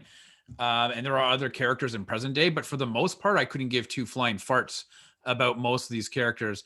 I just want to interject, though. It is very interesting. We just came off talking about the Bad Batch and about how it feels like you're walking into it and you kind of should know this pre-existing. And this show kind of makes you feel the same way, except there's no pre-existing. And you're kind of like, wait, what's happening here? I don't understand. Yeah. So at any rate, if you read the comics, you're like, I don't understand this either. The comics don't really introduce, or to Andre's point, don't give you anything. You just, it's an allegory of like, this is Superman and this is Wonder Woman. And it's like, here you go. And it's 5 tight comics beginning to end, it's like boom, that's it.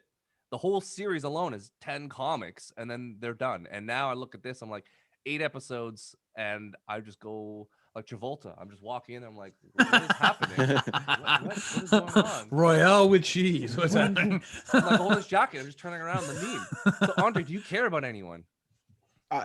Like I said, I don't care about it. I did like I said, I did like the mom character, but again, like they could have literally every episode introduced a new 5 people, like it's actually And die. There's not enough on any of the characters, even though Josh Duhamel, we saw the flashback and stuff like that.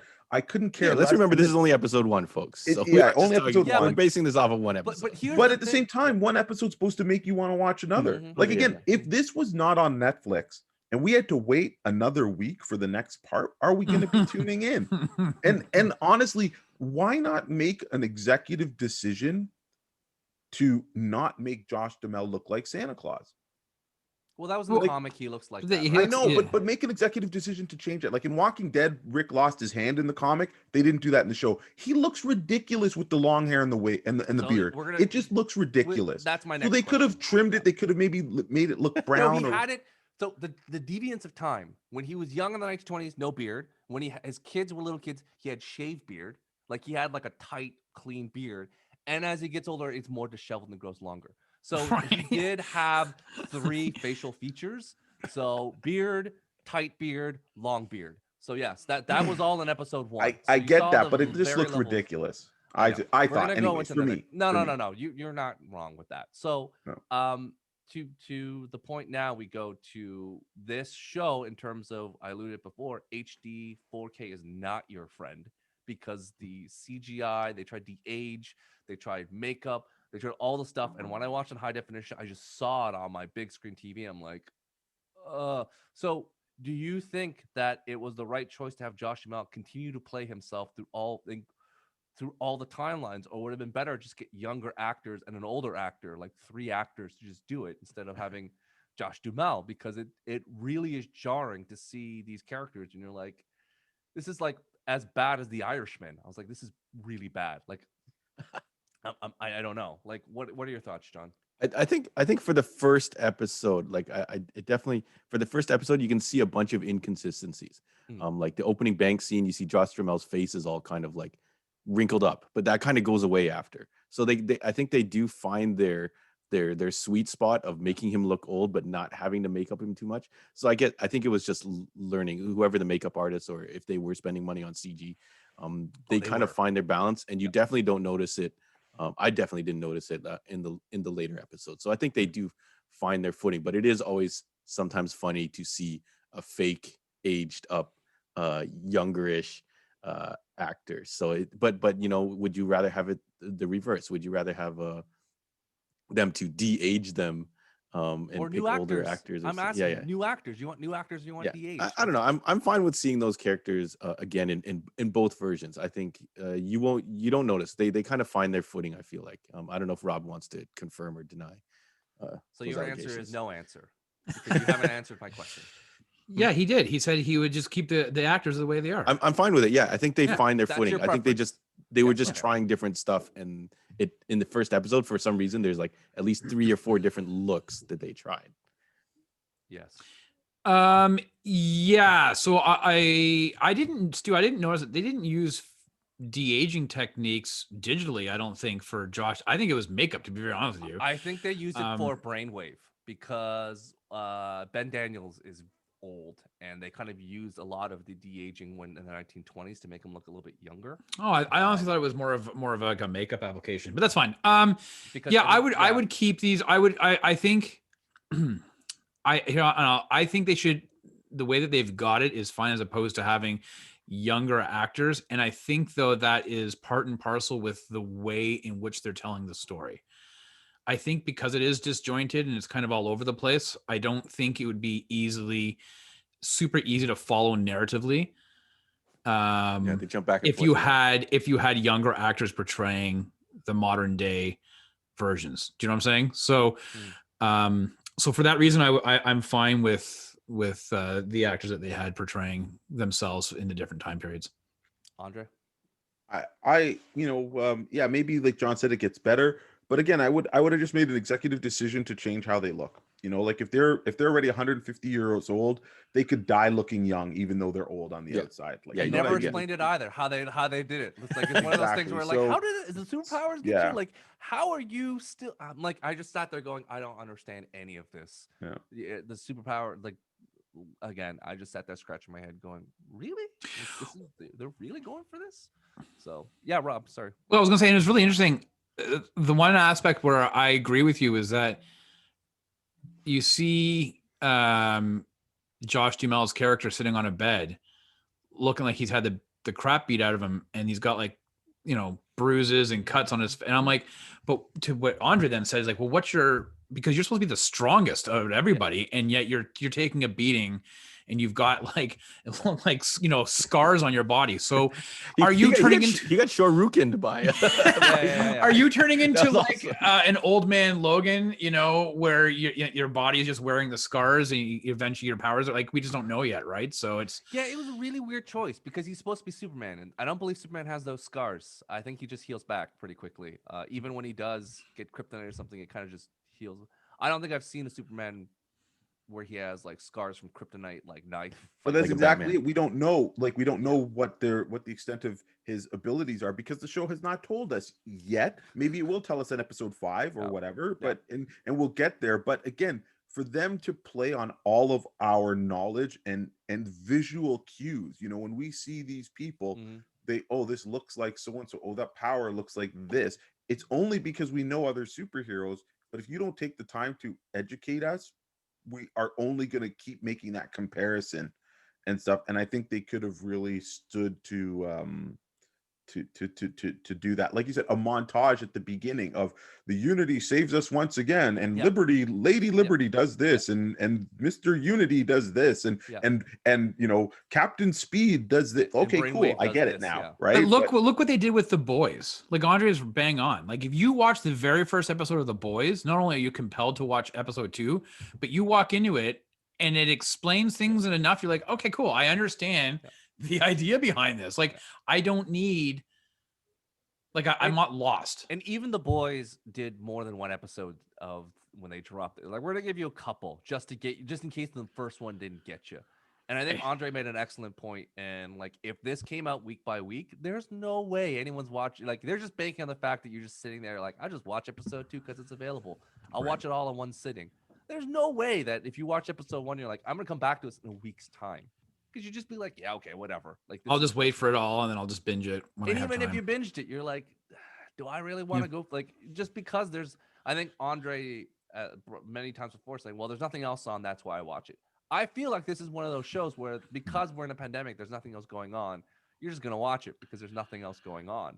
But if there was a Loki show or something else going on, we would not be talking about it. I don't even think it would be even on our radar. Like, if there was something else that we could talk about, it feels very dated. I sent a message to John and I was like, these opening credits seem really familiar to me, like the tone of it. And I was like, why does it, like, I feel like I'm watching the opening credits of Daredevil, the same type of music and this and that. And then I realized it's show run by the same guy, Stephen S. Knight. And so, like, it feels very much like those Netflix Marvel TV shows did. You can almost that DNA is right there. It feels like it, but somehow worse than Iron Fist.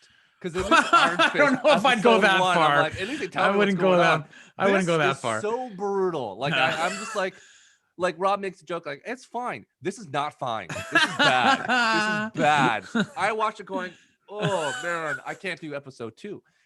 It's like, why am I doing this? Who is this for?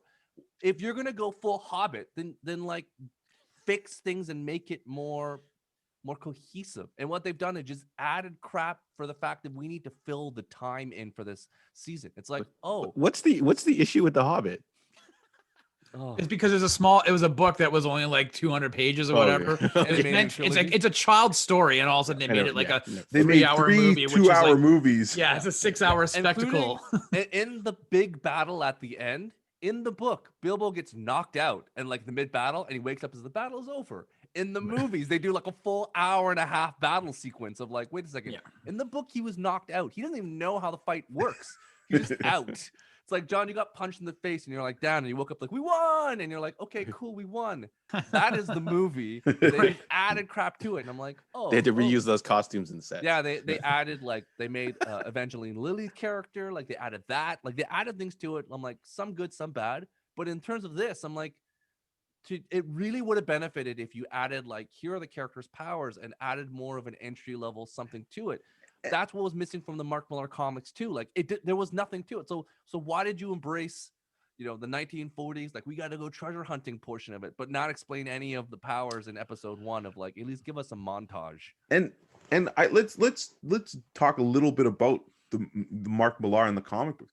Mark Millar. I was going to get to that after. Andre. Okay, can I just say one thing about it? Let's quickly? wait till we talk about Mark Millar. Let's finish off this and we'll get to Mark Millar because I'll get to it. So John, clearly we're all mixed bag or whatever. Do you recommend watching Jupiter's Legacy at this time? Yeah. So unfortunately, yeah, like I said, I cheated. So if I were to base it off the first episode, you guys are 100% right. That first episode is not, I would say, yeah, definitely not good. I think they banked on that big silly superhero fight at the end, and we're relying on that to sell everybody onto it. But it doesn't really kind of find what it's going to do until the second episode. So based off just the first episode, yeah, I don't think you're going to enjoy it. So you're going to have to watch a little bit of the second episode to decide if you're going to go into this. What would you rate it out of 10 for the first episode? First episode, definitely like maybe a 5 out of 10, maybe a 6 at most. It is like, you guys are like I said, 100% right. I think the first episode is kind of trashy. Here's the thing that we have somewhat embraced as a culture. It's like when we watch shows now, like Andre, like we all grew up, Rob, when pilots were like the number one, like it's got to get you. ABC, NBC, when that pilot first came on, like Lost, it blew your mind. Like, we are going to get you in the pilot. And now all these kind of streaming shows, like, don't worry about it. It's like watching like an anime series. Don't worry. At episode 88, it gets really good. I was like, no, you got to get me in episode 1. I'm not going to 88 when there's 300 episodes in this series. Like, don't you worry. But when you get to episode 88, it's anime series. Your mind gets blown. I'm like, no, I'm not wasting my time. And now at this point with content coming out, if you don't give me the best product on episode 1, done. Like, there's no way. So yeah, it's almost like they should have opened with that silly fight and then launch into the second episode. So the whole first bit of the first episode is like, I feel like it's, I don't even remember it. When you watch, did you watch the first episode of Umbrella Academy, John? Yeah, I've seen So most of season. I think watch I watched all Umbrella of season. Academy- Yeah, I watched all of season 1. Yeah. When you watch season 1 of Umbrella Academy to this, like, do you feel they're even on? No. Umbrella Academy is definitely a better overall show. Yes. Because it's basically filmed in Toronto, same location, same everything. But like, would you say that grabbed you more than? Yeah, they do a better job with the characters thus far, unless like the second half of this season really accelerates. But I will say, yeah, episode 2 and 3 is where this show, I think, finds what it's actually trying to do. All right, Rob. Yes, too. Do you recommend watching or having people watch the show? Yeah, I yeah, sure. It's kind of shitty because we say, well, you hear like sometimes shows are a slow burn, right? The best word of mouth shows can be a slow burn. Breaking Bad, The Wire. There's all these shows. So you're like, just get through the first couple of episodes and you'll understand. It'll hook you. Oh, The Wire episode 1 was good. But there's a lot of people. It's a bit tough to consume in that first episode. Nowadays, though, the idea and the model of streaming is that you're to get hooked at the end of that first episode, so that no matter what time of night it is, you're like, oh my god, I have to watch episode 2 because you're just so invested in it. This episode, the end doesn't hook you to want to watch the second episode as much as I'm sure they would have liked. So that's all to say that I agree with John. The episodes that follow episode 1 it's worth your time. You just have to invest that 47 minutes of the first episode. So if you've got time and you're not out weeding and gardening and it's calling for rain for a few days, and you're okay, go ahead, watch it, and then you'll it's only 8 episodes, so might as well. Out of 10 for episode 1. Episode 1, I'd give it a 6. Wow. Okay. Andre? Not when you have so many other things to watch. Like, no way, no how. And I think this is a problem with Netflix and streaming services. Like, Netflix alone has so much superhero content that you have to make a comparison to their other shows. So unless you are just, I have to consume everything that's superhero, then I would say watch it. But I wouldn't say watch this show. Like, if it's supposed to be a drama or anything that just happens to have superheroes, no way. Like, I don't even want to watch episode 2. I'm curious now to see why you guys like it, but I get the feeling that, we all look for different things in shows, and I just don't think, from what I've seen, that this show will deliver anything that I am going to enjoy. I might do it, but I do have other things to watch, and like I said, there's just so much other stuff. And if you want to, again, just like comic books, if you want to throw your property into the mix, you know that you're going to be compared to other things in the genre and other things, and people don't always come back for that second issue. We know it as a store. We order 50 number ones, man. We sometimes only order 25 number twos because we know they're just going to drop off. And on the rating, man, this thing's getting a 4 out of 10. This was like probably one of the worst first episodes of television I've ever seen. Wow. And I would actually probably even give it lower if it wasn't for the lady in the trench coat and the purple helmet. I thought that was just hilarious. I'm like, oh, that's kind of funny. I'm gonna give it props for that. But it just came from the Flash. So cheap. Yeah, the helmet looked like it was a cosplay helmet. I was like, oh, that's exactly. I was like, oh, with some digital yellow coloring for the eyes. Not even. I'm sure those just LEDs. They just put in there. Like, I'll put an LED light in there. We're good. Yeah. Like you look at other things that Netflix has produced and stuff like that. Hell, Teen Titans look better than this. And I don't know what their budgets were and stuff. But again, you do expect something when you're doing a superhero show. And it just like, so yeah, maybe I'm being too critical, but at the end I don't of think the day, you are. There's so much content and so much of, heck, watch Clone Wars or watch Rebels. Like, it's better than that. Go and watch Falcon and Winter Soldier a second time if you haven't. Just better things to watch. Or if you have Disney Plus, look at all the stuff on Stars now. I just think, and Andre makes the we've said it, I know, but it's just when you have a plethora of superhero genre TV shows, whether it's CW shows, Netflix, Amazon, Disney Plus, even stuff on Crave that we're getting from the US. You have all of these different shows. You need to do something to elevate yourself and to make you stick out. And based on episode 1, Jupiter's Legacy doesn't do anything to make it stick out and be different from the rest of this group. But that is somewhat indicative of the time that we're living in, where it's superhero television properties and movies. It's sometimes you're going to get, Rob, you said it very well, that at this point, when you have a property like that and you can convert it to a TV show, either you improve it and elevate it to make it better than the comic source material, and they somehow managed to make it worse. So it's really just like, you had all this unlimited time, a writer's room to fill in the gaps. Like, the boys did it as best as they could. In some aspects, the boys, the TV show is better than the comics, because when you have this different voices in there, you can come up with better ideas. And to Andre's point before, Kirkman, when he cut off the hand, he was like, and one of the podcasts I listened to, he was like, he made a joke. He's like, that mistakes were made. Like, I never would have done it if I realized how hard it would be for him to do anything in comic books, because without a hand, you can't do much with that character. So he made a decision to not cut off his hand in the TV show, because he's like, that was dumb of me to cut off his hand, because everything going forward, I was handicapping myself as to what this character could do. So you have this opportunity with blank slate to make the show better and somehow not make it terrible. So just as we move on quickly to Mark Millar stuff, just if you're wondering at home, the Rotten Tomato score of both these shows we reviewed, The Bad Batch had 93% fresh and an audience score of 92 for episode 1. And Jupiter's Legacy had a rotten score of 40 with a 68% audience score. So there's just the difference between the two.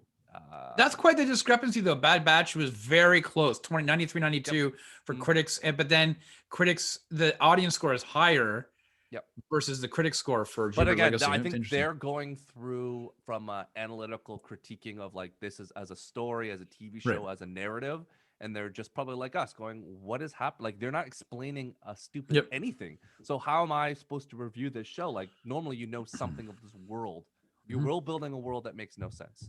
And I think to this point, it's like you talked to John about how strong Josh Duhamel is. I'm like, if you know the comic book, you know what's going to happen.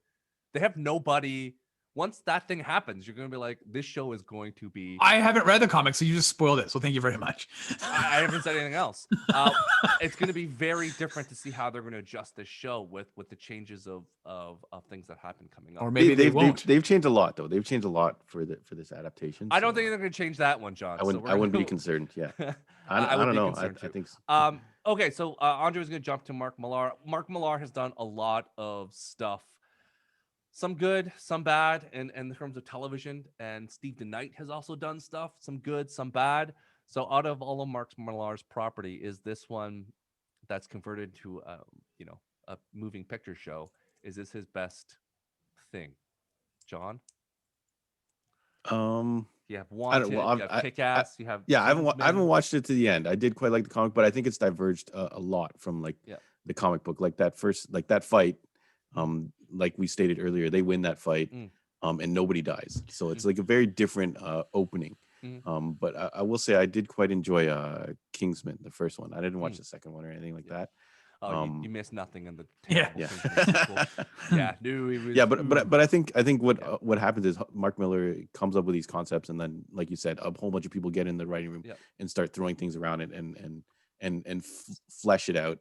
So it's less Miller-esque. So yeah, definitely Kick-Ass was I think better than his movie counterpart. And then I never read Secret Service, aka The Kingsman, so I don't know if that's different. Wanted, I think, is definitely better than his comic version. And this so far, I don't know if this one's gonna be better than the comic. Yeah, no, he was not involved in King's the second. Well, I don't think he was involved in either Kingsman movie. So Mark Millar, I think it was based on it, but in terms of who wrote the movies, I think it was really Matthew Vaughn and So someone's taking his concepts and just using to them various success. Well, that's because he sold those rights to those movies to Fox and this and that. Whereas this one is a Netflix now has ownership of all his material, his IP, but he's very much invested in it. So yeah, you would say Kingsman. All right, Rob, what's your favorite? Mark between Wanted and Kingsman. Wanted was just, I haven't seen it in a while though, so I almost kind of want to have to rewatch it. I remember the shock, the keyboard smashing and seeing it was fun, right? And I liked Kingsman. I remember seeing it with some friends who were not. It was like another couple, and the wife was like mortified at with the heads exploding and stuff like that. So, and I quite enjoyed the church fight scene in the first Kingsman. So yeah, I would go with that. I will say though, there was news that came out on Friday that Netflix are restarting The Magicians because they stopped production. They were like, we're not going to go forward. Too expensive, now they are going to go forward with it. He's creating 2 more volumes of Magicians comics. Yeah. And admittedly, I'm a little bit nervous. I'm like, well, again, I haven't seen this full Jupiter's Legacy. I'm enjoying it for what it is right now, but what's going to happen in the future with these episodes, right? So we'll see. Andre? Oh, okay. So I just want to make the point that I was making before with Mark Millar.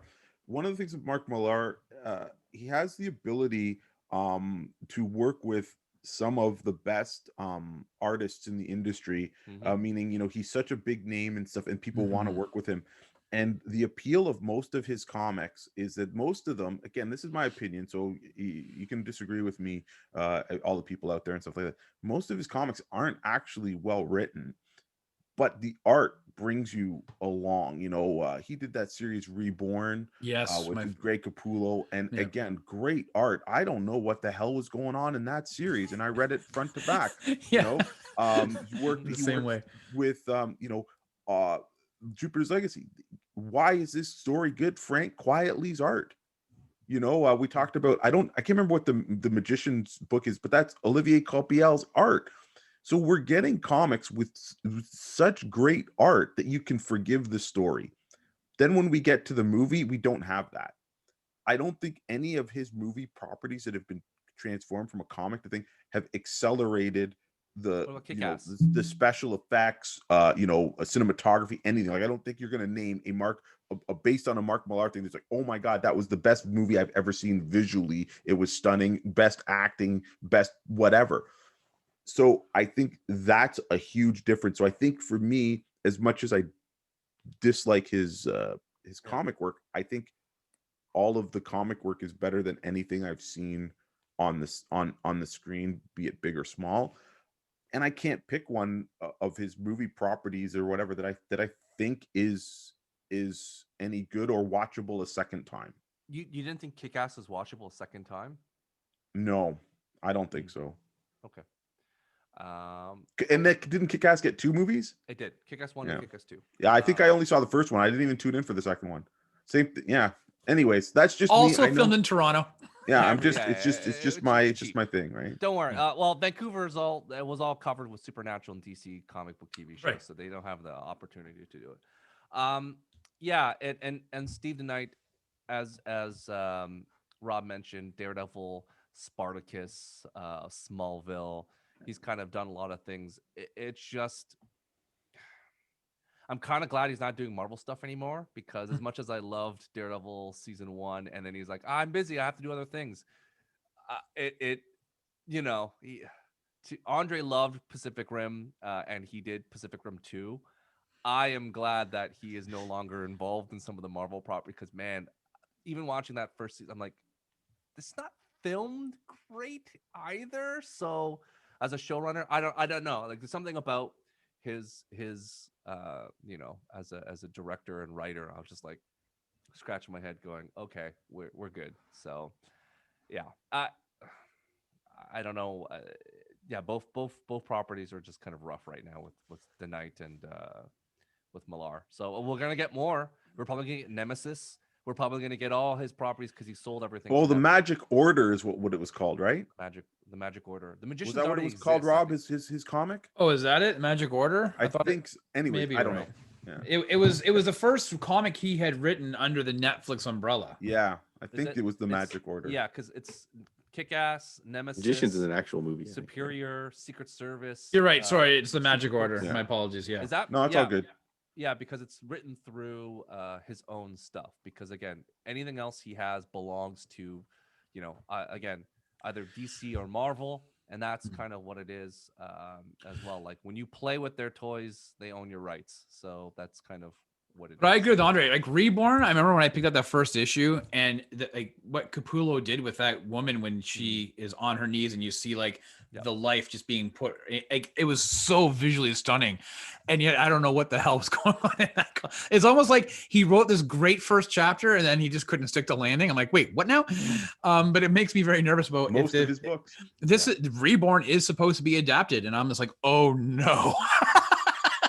Yeah, So- there's Sharkly, the Bounty Hunter. There's Prodigy, the Magic Order, American Jesus, Space Bandits. These are all the things, properties that he owns, that he sold, including Starlight, Jupiter's Legacy, War Heroes, Wanted. But like, These are you things- almost got to give the guy credit in the sense like it's a hustle, Yeah, no, and he made this stuff, and he's like, love it or hate it, I don't care. I'm sitting on my palatial estate in Hey, man, the you south gotta- of that's- France. You and- but gotta that's make- the you gotta- thing. yeah. That's the thing that kills me. It's like, again, I'm not dissing the man. Like, hey, kudos, go make that bank and stuff. But there's so many other comic book writers that have written and created stories and characters and things that are infinitely better Mm. than the stuff that he does. Like you said, Rob, he doesn't stick the landing. Most of it's not original, right? And a lot of it is just an extreme version of something where you're just like, I like comics, but that's extreme, right? You're just like, whoa. Like, do you remember in Kick-Ass, the first scene where this 14-year-old kid goes out and fights crime and just gets freaking walloped? Yeah. I'm sorry, he's dead, or his family is busted because they live in the Yeah. States and there's Yeah. no amount of insurance that covers that. Yeah. Right. So you're just like, that's just, why did you have to be so over the top? You know what I mean? And that's just one example of it. Go back to when he wrote Marvel Civil War, and you have Steve Rogers and Captain America having a dialogue and talking, and then they just start insulting themselves like they're not friends and haven't been friends forever. And like Captain America calls Iron Man a pompous, he's a pompous, spoiled rich kid. And it was so like, it was just so angry. You're like, yo, whoa. They're disagreeing, but they still like each other, dude. Do you not understand that? Yeah. So, again, kudos to him and his success and whatever, but I can think of so many other dudes that write and have properties that they own. But Netflix that wanted Netflix wanted a universe to tap into, to build upon. That's why Sony started going mental and trying to pick up what's the Valiant universe, right? Like they were everybody wants this universe The Vin full Diesel of properties with so that they can dip in and say, hey, we're going to create these properties. So Vin Diesel's the Iron Man of that Valiant universe. He's going to be in all the properties going forward. That's what he's going to do. So great. yeah, no, to your point, I'm Andre, Vin. Mark Millar is prolific in creating a bunch of 1 to 6 Knockoffs. issue comics, Knockoffs of existing properties. and that's what they're buying. Like again, we can talk all the love we can for Brian K. Vaughan. Like he is telling a tapestry of a storyline that is huge, and it continues on, and we love Saga. Like it's different, but and he does. A lot of them are doing bigger pieces that maybe doesn't fit in the DC Marvel world, and that's their own. Mark Millar is basically building this small content stuff, which is perfect for like a Netflix and something else, because they're like, oh, these are small properties we can build upon, and then we'll just sell them. But that's the thing. Are they going to get traction? Right? Like he gets traction in the comic book realm because he's teamed up with these great artists and he's got a name. But after a certain mind, like is but Andre, this is what we're talking about. Because people are going to go, from the creator that brought you Jupiter's Legacy. People are like, all right, cool. The creator that brought you the Wanted in Kingsman. Wanted in Kingsman. Sorry, Stu. No, I think to your point, Andre, they're focusing on what's succeeded, and they're kind of washing away the stuff that didn't succeed. But that's what they want. It's this content quick hit. It's what we talked about, The Quiet Place. Like that was an original IP that was created by John Straczynski, and he just did it. What they're trying to do is Netflix is like, why do we want to do original IP when we can just copy or adjust something that's already there? Like here's a rule book. Do what you want with it, but you don't have to build it from scratch. That's a very different exercise than I say, John, come up with a property by yourself. Get back to us in 6 weeks. Like we could sit in a room with the 4 of us and pick any of his comics and write a treatment for him, be like, we're going to do it quickly. And then you can get in production very quickly. But if you're going to build something from scratch, that's not something you can do in 6 weeks. That's a longer time process. What will be very interesting is you guys bring up Brian Vaughan. I mean, they're currently almost finished filming, I think, Why the Last Man. Mm-hmm. And they've just announced, Paper Girls, the cast is pretty much done, and that's coming out for Amazon. I feel like Why is so far as FX on Hulu. So who knows what we'll get up here. It could even be on Disney Star, to be honest with you, because Disney owns FX. But it'll be very interesting to see how those first episodes underneath that Brian K. Vaughan universe or whatever compare to this. And it's something that we'll have to revisit when those episodes come out. Exactly. So we can go on and on, but we will save it for another day. Andre, quickly, do the I Have Spoken. What do you recommend for us this week at this moment in time? Oh, all right, cool. So very, very quick. I Have Spoken.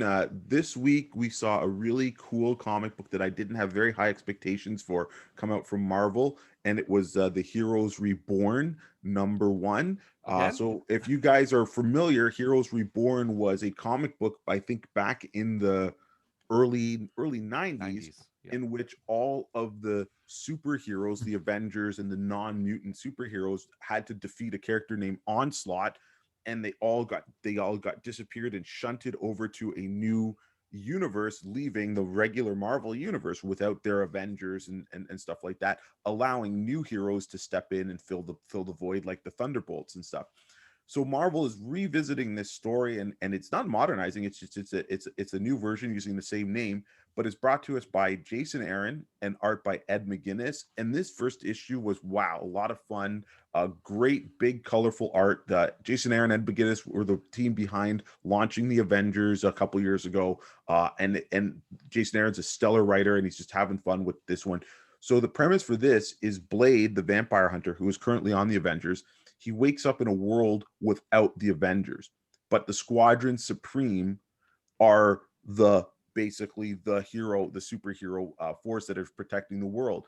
And now without the Avengers, you see how the villains and how the world is different. So you have Doctor Doom, and he is the possessor of the gem of Sidorak. So he's Dr. Juggernaut, which is amazing. It looks super, super cool, a lot of fun. And then also you have a combination between the Scarlet Witch and Quicksilver, in which I guess Quicksilver died and the Scarlet Witch just absorbed his powers. So these mashups are very cool. And again, there's a little bit of mystery because Blade's like, hey, how come nobody knows who I am and what happened to the Avengers? So his quest is to find out why there's no Avengers in this world. And this first issue, like I said, really, really great. I highly recommend it. Anybody can actually jump into this book. It's a number one. It's going to be a 6-issue series, and they're going to have a whole bunch of spin-offs that if you actually like that other character or that mashup, that you can pick up. So while it's being touted as kind of like this summer crossover thing, there's going to be not many books that you have to buy, but I do highly recommend it. It's just a fun, bright, colorful, cool book. So that's Heroes Reborn number one from Marvel Comics. The Daywalker himself. All right, John, Andre, where can we find you guys on the World Wide Web and in the desert of the real? Yeah. So Facebook, Instagram, and the website Heroes World Online bring you to there. We've got a lot of our products getting posted on the daily. So anytime we get something new, it'll usually get posted on those, and it'll kind of cycle through everything. So the website's got a nice little tab that what just arrived this week. So if you're just looking for whatever new dropped, and then if you're listening to this in the audio Heroes World podcast, please give us a 5-star rating, a review, and subscribe if you can. And thank you everyone for always sharing and commenting on our stuff. We really appreciate it. It's a lot of fun to interact. And give us your thoughts on the 2 pilot episodes. Did you enjoy The Bad Batch? Did you enjoy Jupiter's Legacy? Are you going to watch more? So let us know in the comments. Andre. Yep. So we are still doing curbside at our brick and mortar location. That's at 8601 Warden Avenue. So as John mentioned, Heroes World Online, you can reach us through any of those social media platforms, or you can give the store a call, or you can email. I can put together something for you. You can call to ask if you want anything. Also, if you do use our website, you can just click curbside pickup as your option. And then that way I can prepare the order usually within an hour. If it's purchased during business hours, we are there 12 to 6 most days, except for Sunday and Monday. And so we're happy to make recommendations, get things ready for you. And hopefully we're looking forward to getting everybody back in store, hopefully in another week to 2 weeks. So let's cross our fingers and hope that the lockdown ends, and then we can have these conversations in store once again. Rob? Yeah, you can find me on Instagram at _905, all spelled out. Link to my new YouTube channel. I'm just kind of farting around doing some, how to work your omnibus in. It's the 905. It's on YouTube. That's what it's called too, the channel? Yep. Okay. I know. Just double check. Both Instagram and the channel is named the same. Just yep. Say it out loud. Okay, cool. Because I'm kind of silly. And I'm just, if you picked up your first omnibus from Heroes World, what do you got to do with it? You got to stretch that spine. And I'm also going to give you some suggestions on great snacks. And then on top of that, you can find John and I on the Heroes World Sidekick Show every Monday live at 8 p.m. Eastern on YouTube, Twitch, Facebook.